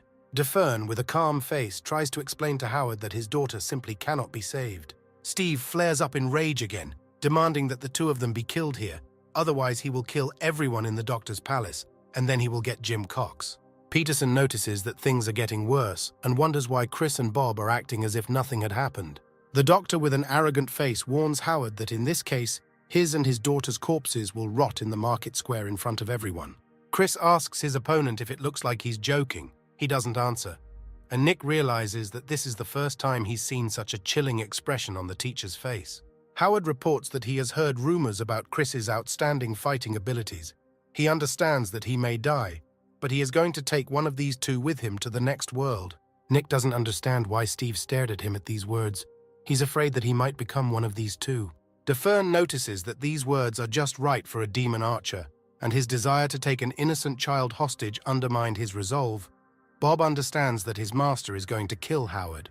Peterson cannot stand the tension and runs out onto the battlefield, shouting that he wants to examine the girl at least once. Absolutely everyone is shocked by this behavior, including the enemies who are just ready to kill each other. Chris asks the boy what he wants to say with these words. He replies that the girl really cannot be saved, but asks the teacher to take a risk and check again if there is at least the slightest chance of curing the girl. Defern notices that Nick wants to say something else and asks to finish. Peterson states that he wants to convince Howard to take their side. The doctors take the girl away on a stretcher. Nick stands next to Steve and notices that he no longer has a drop of aggression, only the worried face of his parent. The main character decides that after all this, man did not want to take him hostage. Howard apologizes to the boy, saying that he has not been leading the best and most honest lifestyle for a long time, during which time his powers of observation have developed well. Steve says he flew into a rage because of Chris's gaze. His face seemed inhuman to him, as if he was wearing some kind of mask. The man had a feeling that the doctor would not budge even if he killed someone, anyone, except Nick himself. Peterson says that the teacher appreciates him very much and Howard notes that until you reach such heights as Defern, you will see a lot more death than an ordinary warrior. Steve reports that he knew that Chris was much more picky than the average person. Jim Cox was also strange, but at least he looked like a person. Defern smiles the same in any situation. This infuriated Howard. He once again apologizes to Nick and asks him to save his daughter. He is ready to do anything for her. Nick notices that Chris's bad aura has filled the air around him and is stronger than any poison, so he decides it's time to get down to business. Chris and Nick are standing near the girl's bed in the operating room. The teacher asks if the boy can save this girl. He replies that he doesn't know yet. Peterson understands that without X-rays, computed tomography, magnetic resonance imaging, you can't look inside the body, but he can believe what was written in the novel. The boy asks Chris if it is possible to check the condition of the internal organs now, since this is the most important thing at the moment. Defern replies that he can, and asks how he wants to conduct a more detailed examination and whether he wants to take his pulse. But Nick replies that he cannot do this himself yet. In the world of martial arts, there is an energy measurement of the pulse with which you can examine the body. Do something like an ultrasound, but with much more accurate results. This is done with the help of energy that spreads throughout the body, so the healer can feel what is happening in it. Chris conducts this examination on the body of Howard's daughter. Nick is glad to see such an amazing method in action. He carefully follows the teacher's movements and thinks that if he accumulates enough internal energy, he can do this too. After the procedure is completed, Defern turns to Nick and Bob and warns them that what he is about to say should not leave this room. He talks about how the attacker dealt certain strong blows, after which there are no traces left, but they destroy internal organs. That person has a rather unique martial art technique. Nick, surprised, asks if this means that the enemy belongs to a certain clan. Chris answers positively, saying that this is Kanza, the union of 5 alliances. Peterson is even more surprised, because such cases are usually dealt with by Safa, which includes murderers, thieves, and criminals. He thinks that it doesn't matter at all who is behind this and what caused the hostility, because attacking a child will not justify anything. Nick remembers that in the novel, Howard never found the attackers, and if they are from Kanza, then no one will ever confess. Otherwise, they will be in big trouble. The boy says that the archer's business is his problem. Our business is saving the patient's life. He thinks that such indifference is unusual for children, reminds him of the bad side of his character, but this knowledge will be useful, and Chris agrees with his opinion. Chris said that the girl has tissue necrosis after an intestinal rupture. Surgery is possible, but it is not a fact that she will survive it. It is necessary to obtain permission from a family member for such a complex operation. Nick takes this task upon himself. Steve talks to the boy. Peterson says that there are 2 options. The first is a painless death. Defern will perform an acupuncture session that will relieve his daughter of pain until her breathing stops. And the second way is to fight for her life to the end. They will perform an operation, but if it fails, the body can no longer be restored. And besides, this procedure is very painful. The archer begins to cry, but says that this is still 100 times better than the first doctor's statements that her illness cannot be cured. Steve asks if they will blame him if nothing works out. The boy says no, because he is a stranger to him. He is also seeing his daughter for the first time, so the decision is only his, because only he knows her like no one else. Her father remembers that she is a very energetic girl, but he could not admit to her what he really does. She completely believed that her dad was a wandering warrior. She once said that she wanted to follow in his footsteps, would study martial arts and become a strong warrior. But one day her father did not have time to help, and she, bleeding in his arms, said that now she would not be able to become like him. But the archer himself understands perfectly well that he is a simple liar and a coward. He did not want to see condemnation in her eyes. He did not want to live in poverty. Howard cries. He asks to save her in order to correct the mistake of such an unworthy father as he, then begs to save his daughter. The man falls to his knees in front of Nick. He wonders why an innocent child should die instead of him. Chris asks the boy what his father answered. He says that he told him about the available options, and he chose that he needed to continue to fight. Then the doctor decides that he needs to hurry and orders Bob to prepare everything necessary. Nick thinks that there is nothing beautiful in hospitals. There is anxiety there, and all they can do is not give up. The boy understands that her liver, it turns out, had ruptured. It crumbled like tofu due to magic, and as a result there was a perforation of the intestines. But it's surprising that the ribs were preserved. How she even managed to live for 15 whole days in this state. Perhaps thanks to the internal energy and miraculous potions of her father. Nick realizes that she is very strong. The painkiller seems to have worked, and they were able to keep her alive. Bob brings a tube for a blood transfusion, trying to do everything as quickly as possible. Peterson does not understand how he did it so quickly. He thinks that he still has a lot to learn about Bob, because it only took him so much time to create one. It's incredible. Chris asks if they will give blood using this device. Nick says that's it, because if you don't give a transfusion, the girl will die. Peterson says that they will take blood from the father, connecting the veins. He says that he will do anything if it saves his daughter's life. Nick is standing in the operating room. It looks extremely awkward, but he is working like an adult. They are about to open the chest. The boy understands that even modern medicine cannot be compared with the level of accuracy here. Bob and Chris don't understand where the child got the skills of a man who has already performed many operations hundreds of times. They had never seen anything like it. His knowledge came from somewhere above. First, Bob will use his power to draw blood, toxins, and other fluids from the body.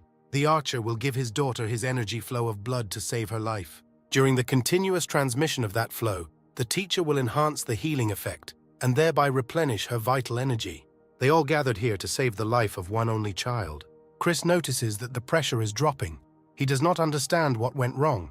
Nick discusses why this is happening, even if there is not enough blood yet, but it has clearly begun to penetrate the body. He thinks about why the pulse is dropping, and then, when he finds a solution, he plunges his hand into the insides to fix something inside. The others do not understand what he is doing. He takes out his hand and says that the spleen has ruptured. He only now realizes that they were too focused on the liver. It is still possible to save the girl, since her liver is recovering, but she will have to spend her whole life somewhere safe, always worrying and monitoring her health. Chris says it doesn't matter how bad the damage is. He thinks it can be managed without knife surgery. Nick doesn't understand how this can be possible. Chris says that the boy should rely on others, because even if the doctor is weak, it's not for nothing that his name is on everyone's lips. He can help in some way. Chris says that Peterson will soon be able to learn this technique too. It's like what he used on the tree, only he needs to learn how to use it on people. Nick thinks that the breakup happened in a good place, but this still does not detract from Chris's skill. It's not for nothing that he is the best healer in the world of martial arts. His reputation is deserved. He thinks that he needs to get ready. They are on an operation. They need to complete it quickly. The boy asks how long it lasted. He is squeezed like a lemon. The teacher says that he saved the child from death. This is worthy of praise. But Nick says that it is Defern who needs to be thanked. Chris says that this is not so, because once upon a time and Peterson will be able to use this technique on him. Bob is trying to bring the archer back to consciousness. He also spent a lot of energy to save his daughter. Chris says that he also needs to lie down and falls exhausted. Nick tries to catch him in horror. Defern screamed heart-rendingly for help from the cold and torment, like a knife blade, but no one was able to provide him with support. He tells the man that he's even gotten used to this feeling, but he says that his life will be short. Maybe he'll think about how he wants to live his remaining days. People say that the medicine contains poison, but it is used as a strong painkiller. But this is the only thing they can offer them. But the relatives of the patients who did not have long to live were not embarrassed by the use of such a medicine. He thinks it was probably because it dulled the pain a little. Chris remembers one time when no pain was felt at all. Then, standing near a pile of ashes and rubble, he swore revenge on those who burned his house and killed his relatives. After all, it was he who was destined to die first in the family. But everything turned out differently. Bob is carrying Chris on his back. He orders everyone to disperse because he is in critical condition. Nick is running behind them. Chris thinks that he was delighted with the boy at first sight. Perhaps it was because he had something that Defern himself was deprived of, strangely. But today the pain is less. The doctor wakes up, remembering home. He sees Nick on his knees in front of his bed. He wonders if he was there all the time. Bob says that the boy was stubborn and came up with absurd reasons to stay. Said that he wanted to cure him with the help of the 5 elements. Begins to say that he was to blame for what happened, but Chris interrupts him with his hand. Nick seems to be sleeping. The amount of energy that he was able to transfer to Chris hardly helped in any way, but still the pain subsided, perhaps due to his attempts to restore the balance disturbed in his body. Defern says that his temperament is similar to that of a healer, but their energy is different. Chris gets up and realizes that he can still transfer some energy, even despite all Bob's requests to rest. The doctor says that for the first time in a long time he has a desire to live, because he would like to see how Nick grows up and reveals himself. Chris asks the boy that he is already on his feet, and says that he was probably scared when he suddenly lost consciousness. Nick says that fortunately, everything worked out, although he was very scared and worried about the teacher. The boy thinks that this is putting it mildly. He has already lost patience, but then it felt like he was losing a parent. He grew up in an orphanage and always felt like something was missing, like a thirst that couldn't be quenched. He thinks maybe it was weakened because of Chris. DeFern thinks it's a strange thing, these feelings. He's sorry that he makes others worry, but at the same time, he's very pleased to see that they care. Now, Chris understands why the clan elders pretend to be sick in front of their pupils. The old man grumbles in the hope of attracting attention to himself. He did not think that this would overtake him too. While he was thinking about this, he started coughing up a bloody cough due to his illness. Nick is horrified by what is happening. The boy brings Bob to the doctor. They look at him and freeze in horror. They try to revive him by pouring water and feeding him pills. They even try to get him to drink by screaming. Chris is unconscious again, and his associates are thinking about his fate. Bob says that he should have helped him. Nick understands that this is not what happened to him in the first, and also that in the novel everything was described more simply. In reality, everything looks much worse. The description of the events there did not cause any special emotions, because although he was an incredible character, he was still a minor one, and he died almost at the beginning. Breathing returns to normal. Bob says that the teacher needs rest, but he says that he and Nick immediately need to begin the next stage of training. Chris says where else can Nick find a patient like this to train on? They have the same energy, so if you make a mistake, there will be almost no bad consequences. The boy already knows the theory. Now he needs to close his eyes and, following the training, reveal his inner strength. Nick releases energy blasts into his teacher's body, restoring his strength. The boy is reminded of the ultrasonic waves he saw in his past life. He felt his body from the inside as his inner force moves according to plan. And here is the pulse of blood energy, through which energy circulates. Even to him it is clear how serious the teacher is. Now he just needs to finish what he started with the help of the power given to him. Chris asks how he is. Nick says he didn't think it was that bad. DeFern says that there is really nothing to hide from his student. He says that he will cure his teacher. He says that it seemed to him that he would be scared, but he only gained more confidence. Nick takes his teacher by the hand and says that he will cure him no matter what. The father clings to his daughter, who has just recovered. He does not believe that Jessica can be alive, and she asks him to stop crying and apologizing, because everything is already fine. Steve cries more and squeezes his daughter in his arms. She even says that it's hard for her to breathe from his tenderness. The girl feels that there is much more energy inside her than before, and his energy is there too, but Dad will no longer be able to use his magic because of this. Chris is surprised that she is already so much better that she was able to get up. Steve runs to the doctors. He says that thanks to them, his daughter survived. He is their huge debtor and falls to his knees. The girl continues to ask her father to stop crying because she is doing much better, but now she is worried about him. The archer says that he thinks he won't be able to use the same power as before, but the main thing is that the daughter is alive, and the remaining power is also enough. He thinks that this is due to the fact that the boy used innate magic. Since their first meeting, his appearance has changed a lot, which is quite understandable, because a person's innate energy differs in strength from ordinary energy, which, by the way, would be enough for treatment. But now the archer has become an ordinary warrior. The father says that Jessica said that her strength has grown. Nothing has ever pleased him as much as this news. Chris asks permission to check his daughter's pulse, then tells her to sit still. The master, who has reached the maximum of his strength, has become an ordinary warrior. Touchingly, he would have turned out to be a villain. In his current state, he can easily succumb to influence. Usually, the villains in martial arts novels show outstanding energy at the beginning, which eventually becomes the basis for the protagonist's powers to awaken. He probably could have taken the role of the one who would sacrifice himself. Countless murders would have tempered him, made him stronger. But you can never know for sure at what moment someone who was your enemy may become an ally, even though negative characters are sometimes annoying, but they are considered the coolest. In the novel, he appears before the confrontation with the heavenly demon, so he could be suitable for the role of a villain. Besides, he lost his martial arts, so it will be necessary to make sure that he does not become a villain. Chris examines the girl and reports that all her smallest veins are open. The father does not believe his ears and asks again several times. DeFern explains that Jessica was on the verge of death for 15 days. They kept her alive with the help of powers, miraculous drugs and various techniques, and only after that she received her father's innate blood. Chris warns that the smallest veins are open temporarily, so if you leave everything as is, they will close again. he plans to supply the girl with internal energy in the next 10 days. Peterson adds that the doctors will help her with this, and after the course expires, she will be able to live with the smallest veins open. Jessica cries and thanks her rescuers. Her father joins in his kind words.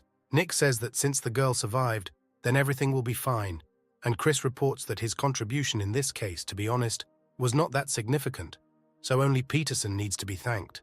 The girl approaches Nick and again warmly thanks him. He tries to say something about her father's participation in this matter.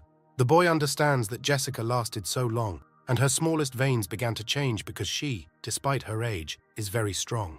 Peterson concludes that the girl has the makings of greatness, which are visible already in childhood, since she was able to survive in battle against the great Kaza.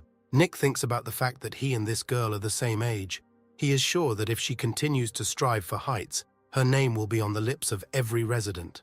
The main character is very glad that with one good deed, he was able to help both the demon archer and the future goddess of the bow. Chris and the student say goodbye to Jessica and Steve, saying that they need to rest well. When they leave the room, Nick asks his teacher not to forget about rest. Peterson decides that things are going very well, and now he just needs to prevent the archer's unfortunate fate. The boy walks with Howard Sr. He says that he does not know what to do next. He used to want to take revenge, but now he is afraid that he does not have enough strength for this. He says that he often saw how warriors, following instructions from first-class masters, became third-rate fighters and what they then ended up with. Steve says that now everything is not so bad for him, since thanks to Nick his daughter was able to avoid death, and for the parent the rest is not important. Now Howard has only one desire, to be with Jessica until his death. Peterson realizes that now that he is weakened and unlikely to die a natural death, Kaza's villains may continue to pursue him. Then everything will happen as it happened in the novel. Steve lost the fight with the heavenly demon, lost his strength, took everything for granted, and became the same third-rate fighter that I just talked about. Nick is not going to allow this, and decides to act now. He turns to Howard with a request to listen to him. The boy first asks Steve to tell him about the principle of his energy attack. Howard is surprised by this request, but says that his family has a moving energy attack, which allows them to attack cyclically. Steve even wants to demonstrate his technique, but unfortunately, he does not have a bow with him. Nick says he only wanted to see it, not learn it, so he asks Howard to show him the moves on an imaginary bow. Steve warns that he has never done this, but is ready to try. He asks the boy not to judge the other shooters by him. Howard reveals that his technique is called the Divine Bow of Destruction. His clan comes from a Buddhist family whose goal was to achieve nirvana through awareness, which grows from selflessness. The archer shows the movements, communicating that by repeating the same thing, he falls into self-oblivion and can use an energy attack. Nick watches silently and thinks that Steve must have spent almost all his strength, since the boy himself does not feel the internal energy in his movements. Steve continues to repeat the same movements. His body begins to emit weak energy. Nick thinks that this may be his last energy attack. After a while, Peterson feels a bow and arrow in Howard's hands. He sees their energy silhouette. Nick carefully watches the archer, who concentrates on his stance and breathing, and releases an imaginary arrow into the bamboo. The boy sees that there are no arrows or a bow, only a refined technique of movements, the result of which will be mental anguish and doubts. Movements that he repeated hundreds of times, a matter of technique, like a prayer that he read thousands of times, mental anguish akin to wind and thunder, which are destined to meet lightning. The essence of the divine bow of destruction technique is endless giving, and when you give, there is no need to accumulate internal energy. Nick concludes that archery, in which you rely only on your strength, is akin to emptiness and is not the highest level of skill, as he previously thought. He also understands that in this matter it is actually his own soul that must be given. Peterson feels an incredibly powerful energy wave emanating from Howard, which was not described so colorfully in the novel. The boy understands that the man has reached the highest level, which is called the spiritual bow. Howard rises into the air. Nick is shocked that he was able to reach the last step of the Eightfold Path, which brings a person close to nirvana. Peterson remembers that in the novel Steve never reached this stage, and concludes that he succeeded and did everything well. He was able to revive the power of the demon archer. Suddenly, Bob appears behind the boy and says that he really is an unpredictable person, and Nick himself is surprised at the noiselessness of the guy's movement. Bob says that he thought that after losing his inner energy, Steve would soon become incapacitated, but he received an epiphany and all his wounds were healed, and he also grew in his skills. The minion praises Nick for the work he did first on Conson and now the archer.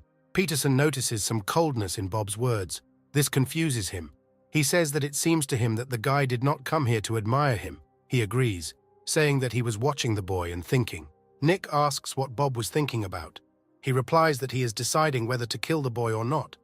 Peterson gets chills. He feels the guy's sinister energy, and he starts laughing. He understands that Bob is not joking, although now he wants to make it all funny. Nick asks why he wanted to kill him. The guy says that this is due to the fact that his owner almost lost his life, and also since the boy is next to Chris, he constantly overcomes himself. This is repeated and will only end with his death. Peterson himself understands that when a patient with a limited lifespan takes on a student, he thereby agrees to die even earlier. It is not surprising that it was his fault that the teacher almost died this time. Nick says that if Bob kills him, the teacher will not sit idly by. The guy agrees. He understands that the owner will kill him in such a cruel way that it's hard to imagine. The boy believes that his teacher is not so cruel, but Bob claims that Nick does not know the owner well. He would be cruel to him for murder. Peterson questions the servant's loyalty, and Bob says that he doesn't care how he dies, because the boy's death may give Chris the opportunity to live longer. Bob says he's not sure it's time to kill Nick yet, so he'll just keep watching him for now. 3 hours after the demon archer awakens, Peterson notices that his hair has darkened again, and Steve himself has looked younger. Nick congratulates the archer, who thanks him and reports that he was able to achieve the highest level of martial arts. The main character recalls that in the novel everyone dreamed of rising to this level, but only 30 people were able to achieve it. Peterson thinks that he expected Steve to simply regain his vitality, but the actual result exceeded all expectations. Howard kneels before the boy, saying that only he gave him a helping hand when Steve needed it most. Not only saved his daughter, but also helped him reach a level that the archer could only dream of. Nick realizes that the man is now on his hook. He asks Howard to get up, as he is very embarrassed. Steve says that Peterson can ask for anything. He is ready to repay at any cost, even if it takes his whole life. The boy is trying to say that the treatment has already been paid for with money, but there is nothing to pay for the strength at all, because Nick just wanted to watch his attack. Howard understands that this is just a boy in front of him. He offers to serve Peterson faithfully until the end of his days and pay at least a tiny part of his due. Nick tries to be indignant, but in his thoughts he was glad that everything was going so well. He couldn't even count on this. As Howard and Peterson approach the palace, the boy tells the archer that Chris is going to offer him a position in the infirmary. Steve is surprised, and Nick says that this is an excellent and safe job. The man will only have to deliver medicinal herbs and medical notices. Howard immediately understands why the boy asked him to demonstrate strength. He tells him that he will gladly agree to this job. Nick is happy that he was able to lure a strong intelligence officer who has reached the highest level, and his daughter, who also has superpowers, into the infirmary. Now he understands why the heavenly demon had to suffer with them. For demonic martial arts, the divine bow of destruction is like rat poison. He remembers that in the novel, Jack will soon rise to a junior leader, and bloodshed will begin, in which many people will be drawn. During the Great War, which is just around the corner, Nick must ensure the safety of the infirmary. Preparations are already gradually underway. DeFern is talking about something with Howard. Bob plays the role of a waiter. Peterson, meanwhile, meditates, thinking that at this rate it will take him 6 months to reach the third element of the 5 elements. Nick recalls that Chris once told him that Bob was not able to know the power of the 5 elements, and therefore he was studying other martial arts. Bob's ability to control blood and other fluids found in the human body is most likely related to demonic martial arts. Peterson recalls that the guy remained sane at the sight of blood. It is quite difficult to remain calm during the operation, but he assisted very well. Moreover, if you need to make something, Bob can easily cope with the task in a day. The more Nick thinks about it, the more clearly he realizes that the guy is an extraordinary person. A few days later, Bob tells the boy that he clearly wants to die young. The guy gets angry and punches the wall. He angrily asks why Nick said something to the teacher. It turns out that yesterday, Peterson, at dinner with Chris, announced that Bob would now study the medical arts from him, as he said that he wanted to improve his skills in order to save as many patients as possible. DeFern was very happy. He turns to Bob and says that he can't believe that he has developed an interest in medicine. Bob doesn't understand what Peterson is up to and decides to tell his owner the truth and then rip this little guy's head off his shoulders. It's better than learning medicine from him. Nick overtakes the guy and tells the teacher that they decided to join forces to save Chris's own life. Bob sees his owner so joyful for the first time. He understands that no matter how hard he tries, he will never be able to achieve such feelings. and this boy said only a few words, and that's it. The next day, Bob is ready to kill the boy with one wave of his finger. He asks Nick to explain himself. The guy believes that the boy is not so brave as to do this just for the sake of ridicule. He suggests that the goal could be a desire to reduce his influence in the infirmary, because in such places power struggles are common. But something tells him that the reason was different. He notices how the boy is trembling with fear, asks how such a coward decided to do this. After some doubt, Peterson asks the official Bob to become a warrior of the infirmary. He says that he needs a nurse who will assist him. Nick understands that there are no nurses in this world. Usually the doctor is helped by his student, that is, a novice doctor. He tells Bob that the time will soon come when he will have to pick up a scalpel, and he will need an assistant who will try his best. The official is very surprised that Peterson chose him, because they are enemies. He asks the boy why he should keep such a person nearby, and Nick replies that Bob has qualities that others do not have. Nick begins to list the guy's advantages. The first thing he notes is stamina. Bob stands on his feet all day long, doing errands for patients in the infirmary, and all sorts of other hard work. The second is composure. Sometimes it happens that the patient is in critical condition, and a good reaction is needed to make a decision and save him. After watching Bob, Nick can say that he is worthy of trust. The last thing Nick says is that Bob will need medical knowledge, and this is the most important part. Peterson considers the official an ideal candidate, and in his thoughts he dreams of finding out what martial arts Bob's technique belonged to: demonic, magical, or ordinary. The official asks if Nick's intentions are really that, and he says with a displeased face that they at least have to save the teacher. Peterson tells Bob that no matter how much he racks his brain, no one else comes to mind except him. Bob is shocked by the boy's words, because he was going to kill him, and has not yet decided whether he has changed his mind. Nick says that he knows that Bob is ready to do anything to save the teacher, but the boy himself is also ready to do anything, even risk his life. Bob feels like this kid is suppressing his will. He doesn't understand how this is possible. Peterson asks the guy to first become his nurse, not to kill him until they cure the teacher, and if that doesn't work, then he can do as he knows. Bob is very angry, and Nick warns him to keep in mind that it is now more difficult to kill him, since his confidant is a demon archer who has reached the highest level. The official is very doubtful. He does not understand why the boy is so eager to save the teacher.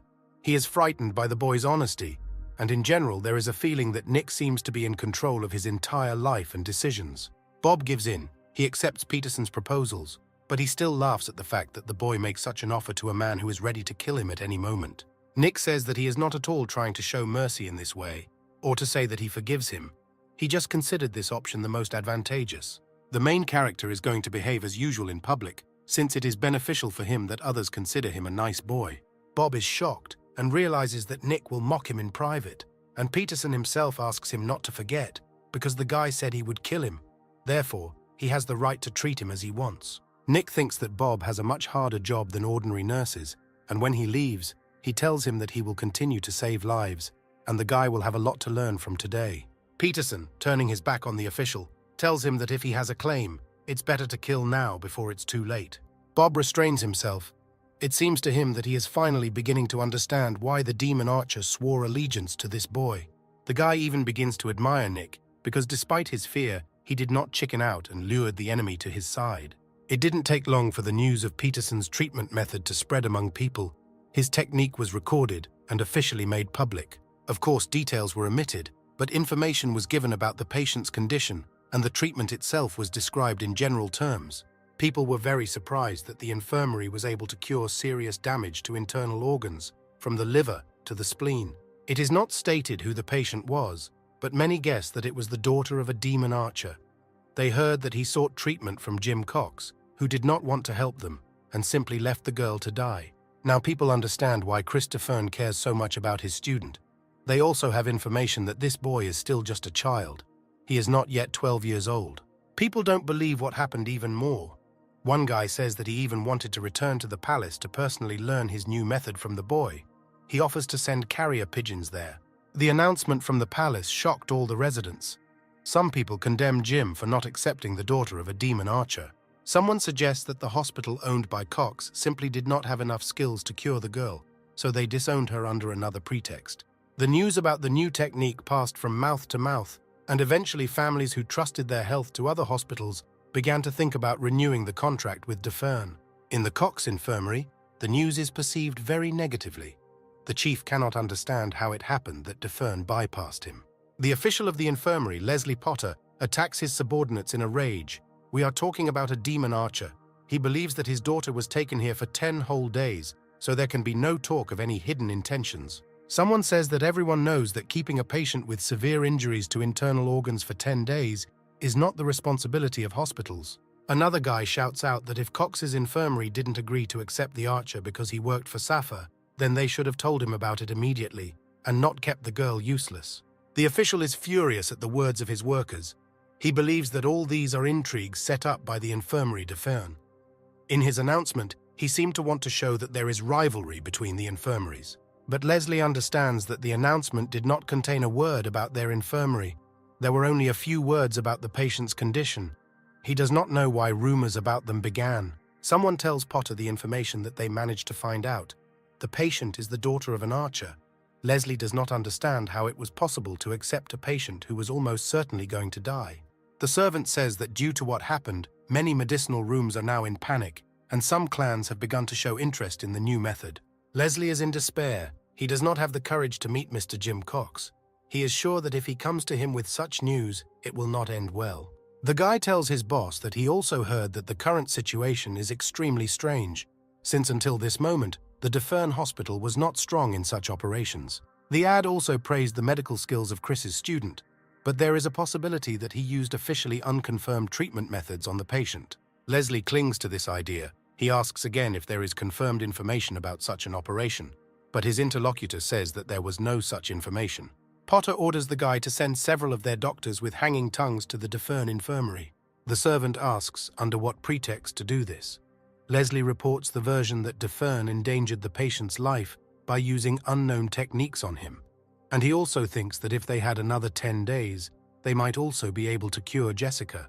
The guy says that even if the patient was not accepted in the infirmary, he could have been cured in the medicine room, but the demon archer simply did not wait and left. Leslie agrees that this version is better, saying that then their doctors arrived at the Defern infirmary because they were worried about the patient's condition, so they definitely wouldn't be kicked out. And if they kick them out anyway, then this will become fertile ground for growing rumors. Cox's infirmary must annoy them in any way, so that the clans do not rewrite their treaties. Potter asks to make good preparations for such an important matter. The servant accepts the order and says that he will report to him when everything is ready. Nick thinks that the teacher's condition is much worse than he expected. He still lacks the internal energy and understanding of technology to be able to carry out the operation alone, so he needs to become stronger as quickly as possible. He managed to reach a level where he himself can create and control the wind energy that he absorbed thanks to the demon archer. Peterson rises into the air, training the third element. He realizes that he just has to learn how to use this power correctly. Changing the green energy to bright red, Nick decides to try to combine these two forces first. The boy succeeds in his plan. He directs these two intertwining energies into the tree. The bark on the tree all cracks, leaving a dent. Nick is delighted with the effect. He sees that this combination is capable of creating a powerful destructive force. The boy notices a huge burn on his hand. Although he was careful, he still got hurt. Nick understands that the second-degree burn will not go away on its own, and the blisters will remain. He is glad that he has already been able to learn how to disinfect wounds. First, the boy directs the energy of water into his hand to reduce the heat, and then of wood, which will restore the skin. Looking at the result, Peterson is quite satisfied. The result, of course, is not ideal, but thanks to his mastery of the three elements, everything will heal in 2 days. Nick decides that it's time to start mastering the fourth element. He puts his hand to the tree, realizing that the warrior's training ends when he manages to destroy something, after which the healer's training begins. Half a month has passed since the demon archer's daughter received treatment. Jessica is sitting in her room. Despite the fact that exposed tiny veins provide restorative power superior to that of a human, it should not be forgotten that the injuries this girl suffered were far from a typical case. Until Jessica fully recovered, she approached martial arts practice with caution. She tries to remember what kind of scumbag brought her to such a state. The girl wants to find and tear this squalor into pieces. But due to the shock, Jessica's memories of what happened are extremely blurry. She remembers that he was wearing a mask, and it is impossible to recognize him by his appearance. After that day, her world seemed to collapse, but she understands that this is reality. Jessica goes outside and is very happy because she feels much better in the fresh air. She notices that the weather is beautiful today and decides to take a walk around the area. The first thing the girl pays attention to is the number of people working in the infirmary. Then she sees doctors carrying a wounded man. He is screaming in pain, and they are trying to stop the bleeding. Jessica feels some kind of squeezing feeling. She realizes that she was able to survive, but someone's life will end here. Her heart shrinks. The girl notices the appearance of Defern and Peterson. She recognizes them, and they begin to save the man. Jessica notices that the boy is cute, and what happens on the operating table takes her breath away. Now she understands what the daily life of doctors looks like. After some time, the girl notices Nick. She spies on him, and is very surprised that after such hard work he is also training. The girl admires Peterson's diligence, because he doesn't rest at all day. She understands that he is truly an outstanding boy. Even her father bowed his head to him. Jessica is shocked that they are almost the same age, but concludes that he was taught completely different things. She thinks about how to make friends correctly, because in her entire life she has never had any, since she spent all her free time honing her skills. The girl had to constantly lie to her father so that he would think that everything was fine with her and that she was a good daughter. But in reality, she was always a loner who tried to survive with all her might. The next morning, Nick stretches and yawns, glad that he has already done all his morning chores and thinks about going for a walk. Then an archer attracts his attention. He is carrying a huge container of medicine. The boy is surprised by his strength. Peterson is afraid that at this rate, with such a heavy load, his body may not be able to withstand this slave labor. Be that as it may, and it was possible to wait until his daughter fully recovered, Nick concludes that the teacher is not familiar with mercy. Peterson is upset that Steve works like hell in the infirmary, and Jessica spends her days practicing breathing exercises to circulate internal energy. Nick goes to the girls' room. He is very surprised by the arrival of the gentleman, and he asks to call him simply by his name. Jessica can't afford this because he's her savior, and Peterson thinks that they're both little kids and there's no need for such formalities. The boy hands her a tray with a mug and asks the girl to drink tea, which will give her vigor. While Jessica drinks tea, Nick thinks about whether he is a little brother for the Conson sisters or an older brother for Jack, who he will become for this girl. Peterson asks Jessica how she would like to address him, because it would be great if she chooses. The girl doubts for a long time and eventually says that she wants to contact him, friend. Nick did not expect such an answer. A very embarrassed Jessica tells the boy that it is her secret, but she has always dreamed of a friend. Nick doesn't believe that such a girl has never had friends. She is even more embarrassed. The girl says that due to the fact that her father was constantly traveling, she did not have the opportunity to meet children from military families. She also spent all her free time practicing archery every day. Peterson is upset by the girl's confessions. He understands that she was very lonely and concludes that the archer made a useless parent. Nick extends his hand to the girl, offering her friendship. Jessica is very happy that her dream has come true. The girl asks not to tell her dad anything of what he just heard. He promises to keep her secret and pretend to be one of her many friends. Jessica says no, calling the boy special and saying that he will always remain that way to her. It's very painful for Peterson to watch this child who had to grow up so early. He invites Jessica to go play outside. He is delighted with his proposal, and he decides that nothing will happen if he rests for a day. They think about what to play. Nick says that they need to choose something where they do not need to use internal energy. The girl decides that it is because she has not recovered, but the boy warns her that this is not the problem. You just can't use them unnecessarily. One day followed another, and soon the child became a teenager. Nick sits in the mountains meditating and thinks that winter has already opened the door and brought its gifts. He can't believe that the couple of months he's been in this world have flown by so quickly. Every single day he tried to surpass his former self, completely oblivious to the passage of time. It's amazing that in just a few months you can gain so much strength. This place is filled with the principles of the 5 elements. After he mastered them masterfully and strengthened his body, he achieved synergy. Here his thoughts are interrupted as he notices some very powerful energy. He even gets goosebumps from this power. Peterson tries to look for a person who has such power, but he doesn't see anyone. He is sure that it was not his imagination, and he felt something in that direction. He thinks he made a mistake since he is a newbie, and it wouldn't be surprising. Every morning he spent 4 hours doing breathing exercises to circulate his internal energy, which had now reached a good level. He also constantly took miracle pills and other various medicines, and did not forget about his daily training. It was difficult for him to even imagine how quickly his internal energy was accumulating. In 6 months, his energy increased to a volume that is usually mastered in 15 years. Nick considers himself unique. Today is the day Peterson officially became a doctor. People gather in the courtyard, including the 4 heads of the department that manage the infirmary. Nick is worried. Bob asks the guy to follow him and says that since he is just starting work, his official status is uncertain. The official also believes that the very fact that the intern was allowed into the infirmary is an outrageous absurdity. However, Peterson managed to save a patient whom even the teacher could not help, and he also managed to save the life of the archer's daughter. So today a meeting will be held where the guy's status will be determined. High-ranking people sit down at the tables. Nick feels tension in the air. The first Nick notices is the head of the acupuncture department, Kyle Morris, an older man with a long mustache and an arrogant look. He then looks over at Cody Morgan, who runs the physical strength division. The man is quite young and has an eye patch over one eye. The youngest of the managers turns out to be Larry Evans. He runs the massage division. The last manager turns out to be an elderly woman, Ava Mitchell, who manages medicines. Nick recognizes her. This lady gave him all sorts of unusual sweets. Bob notices Nick's interest in the woman and remembers that they have already met. He tells the guy that Mitchell has a very good reputation.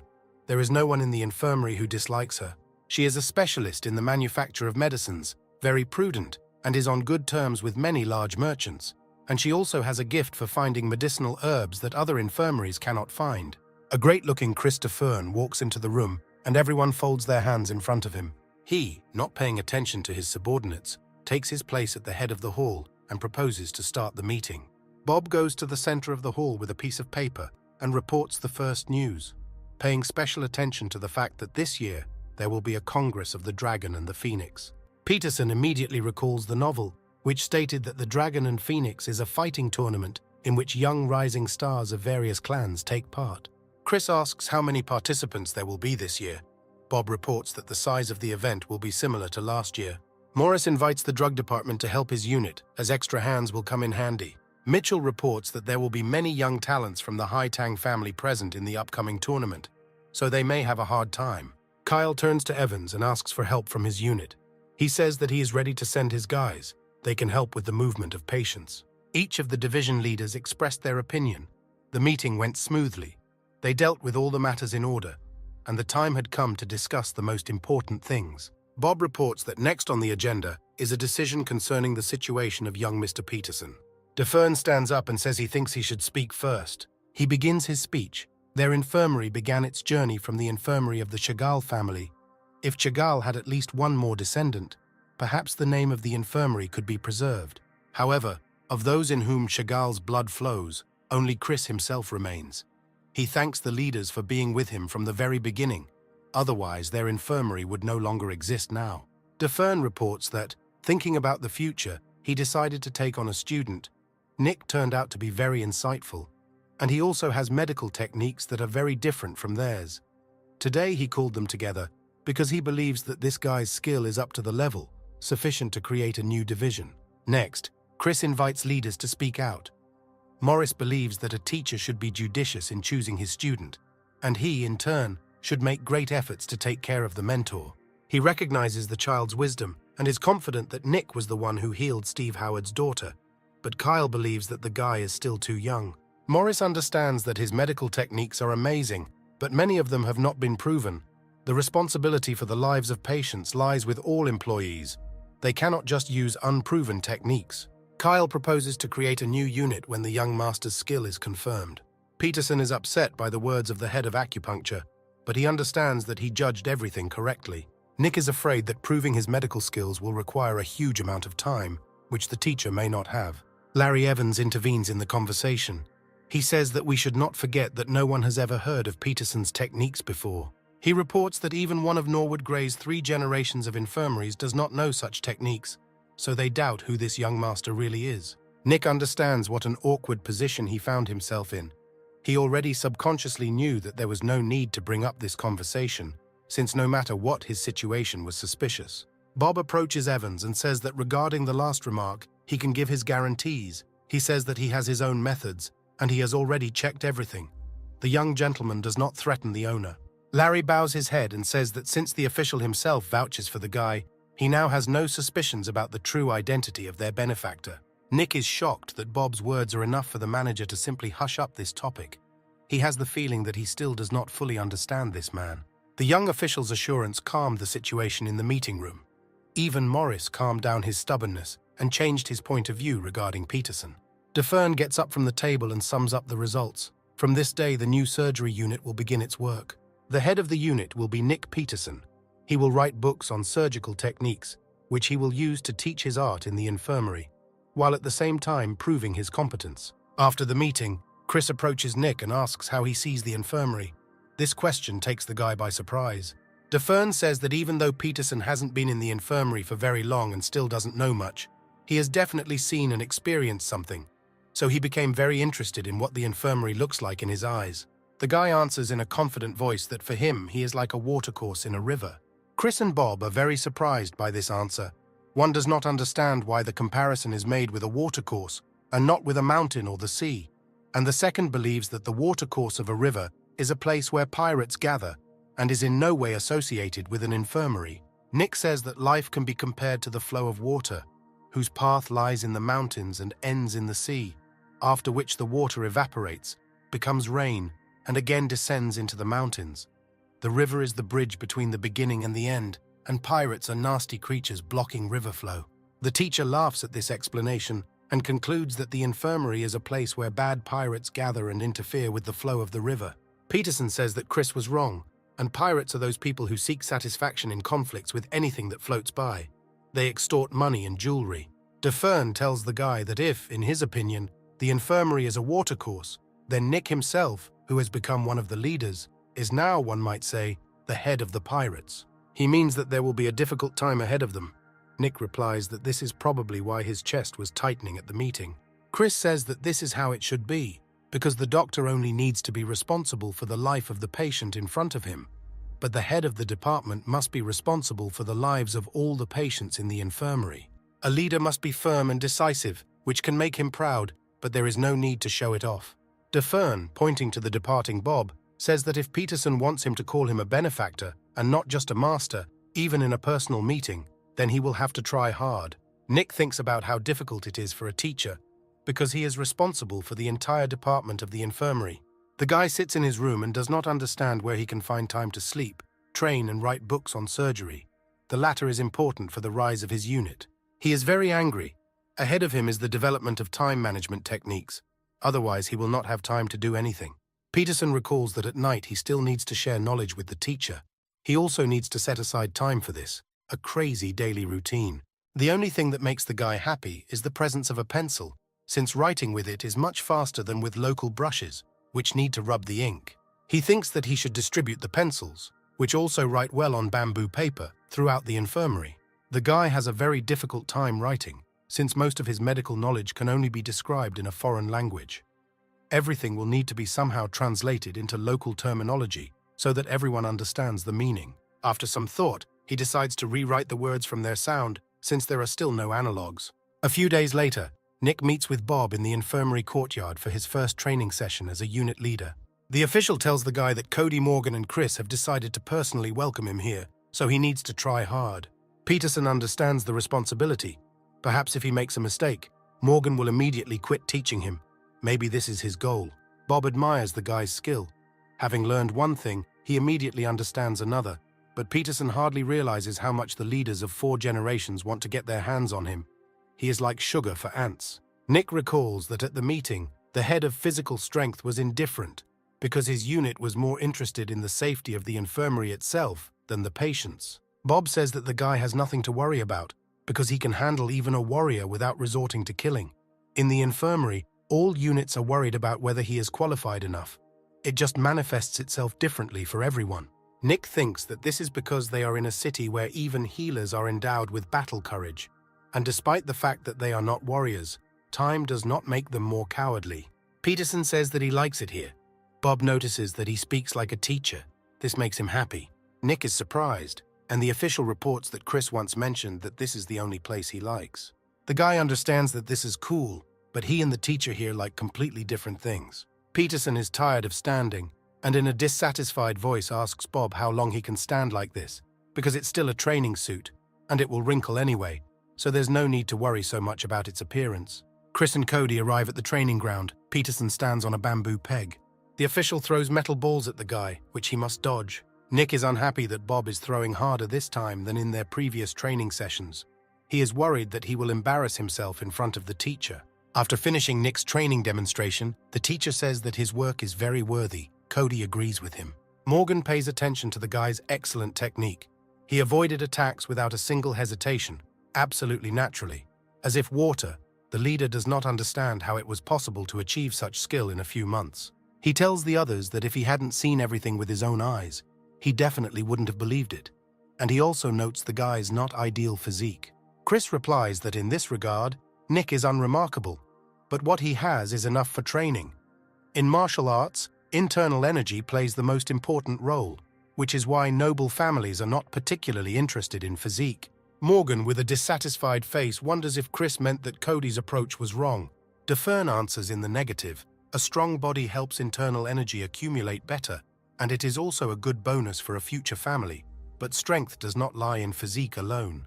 The teacher puts his hand on Nick's head and says that he has, to some extent, already mastered the technique of a confident step. The guy is very glad that Chris thinks so.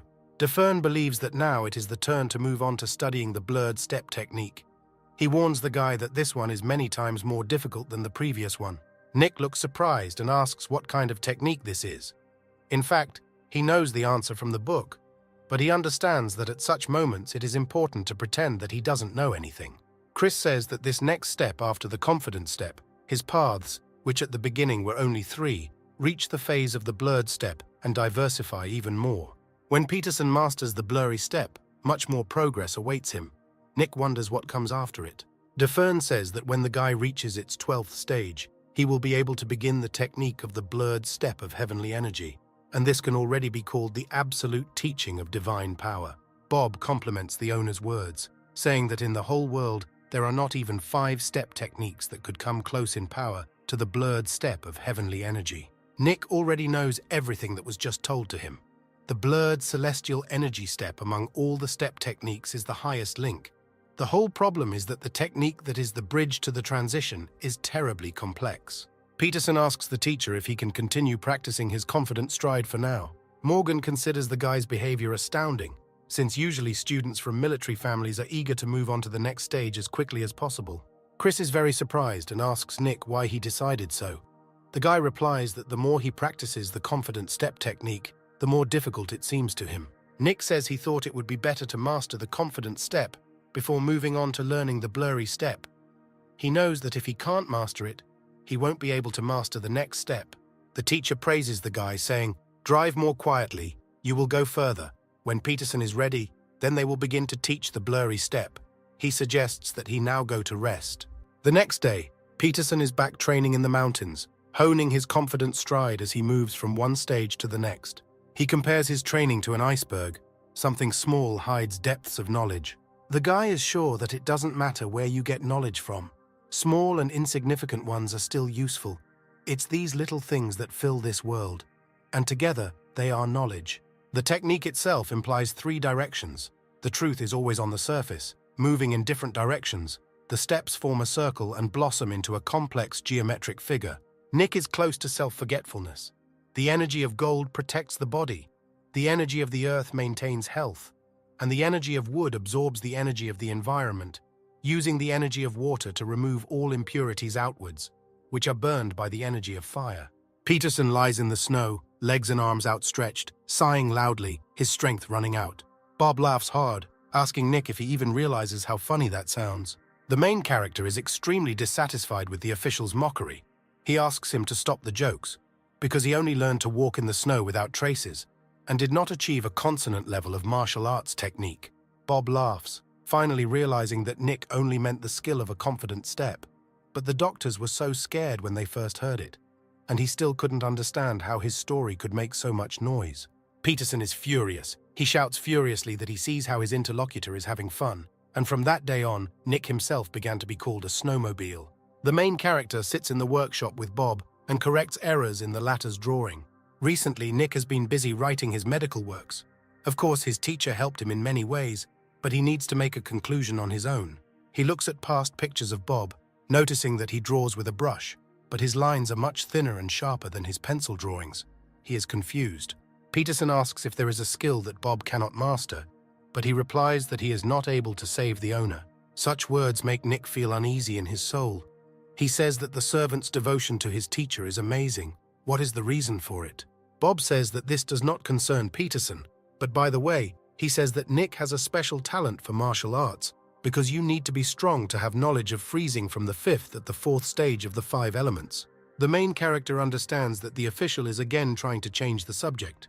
Every time he does this, why does he always seem to be surrounded by an impenetrable wall when he tries to find out something? Nick thinks that this only piques his interest more and asks why Bob is suddenly talking about him, because he so wanted to know their story with the teacher.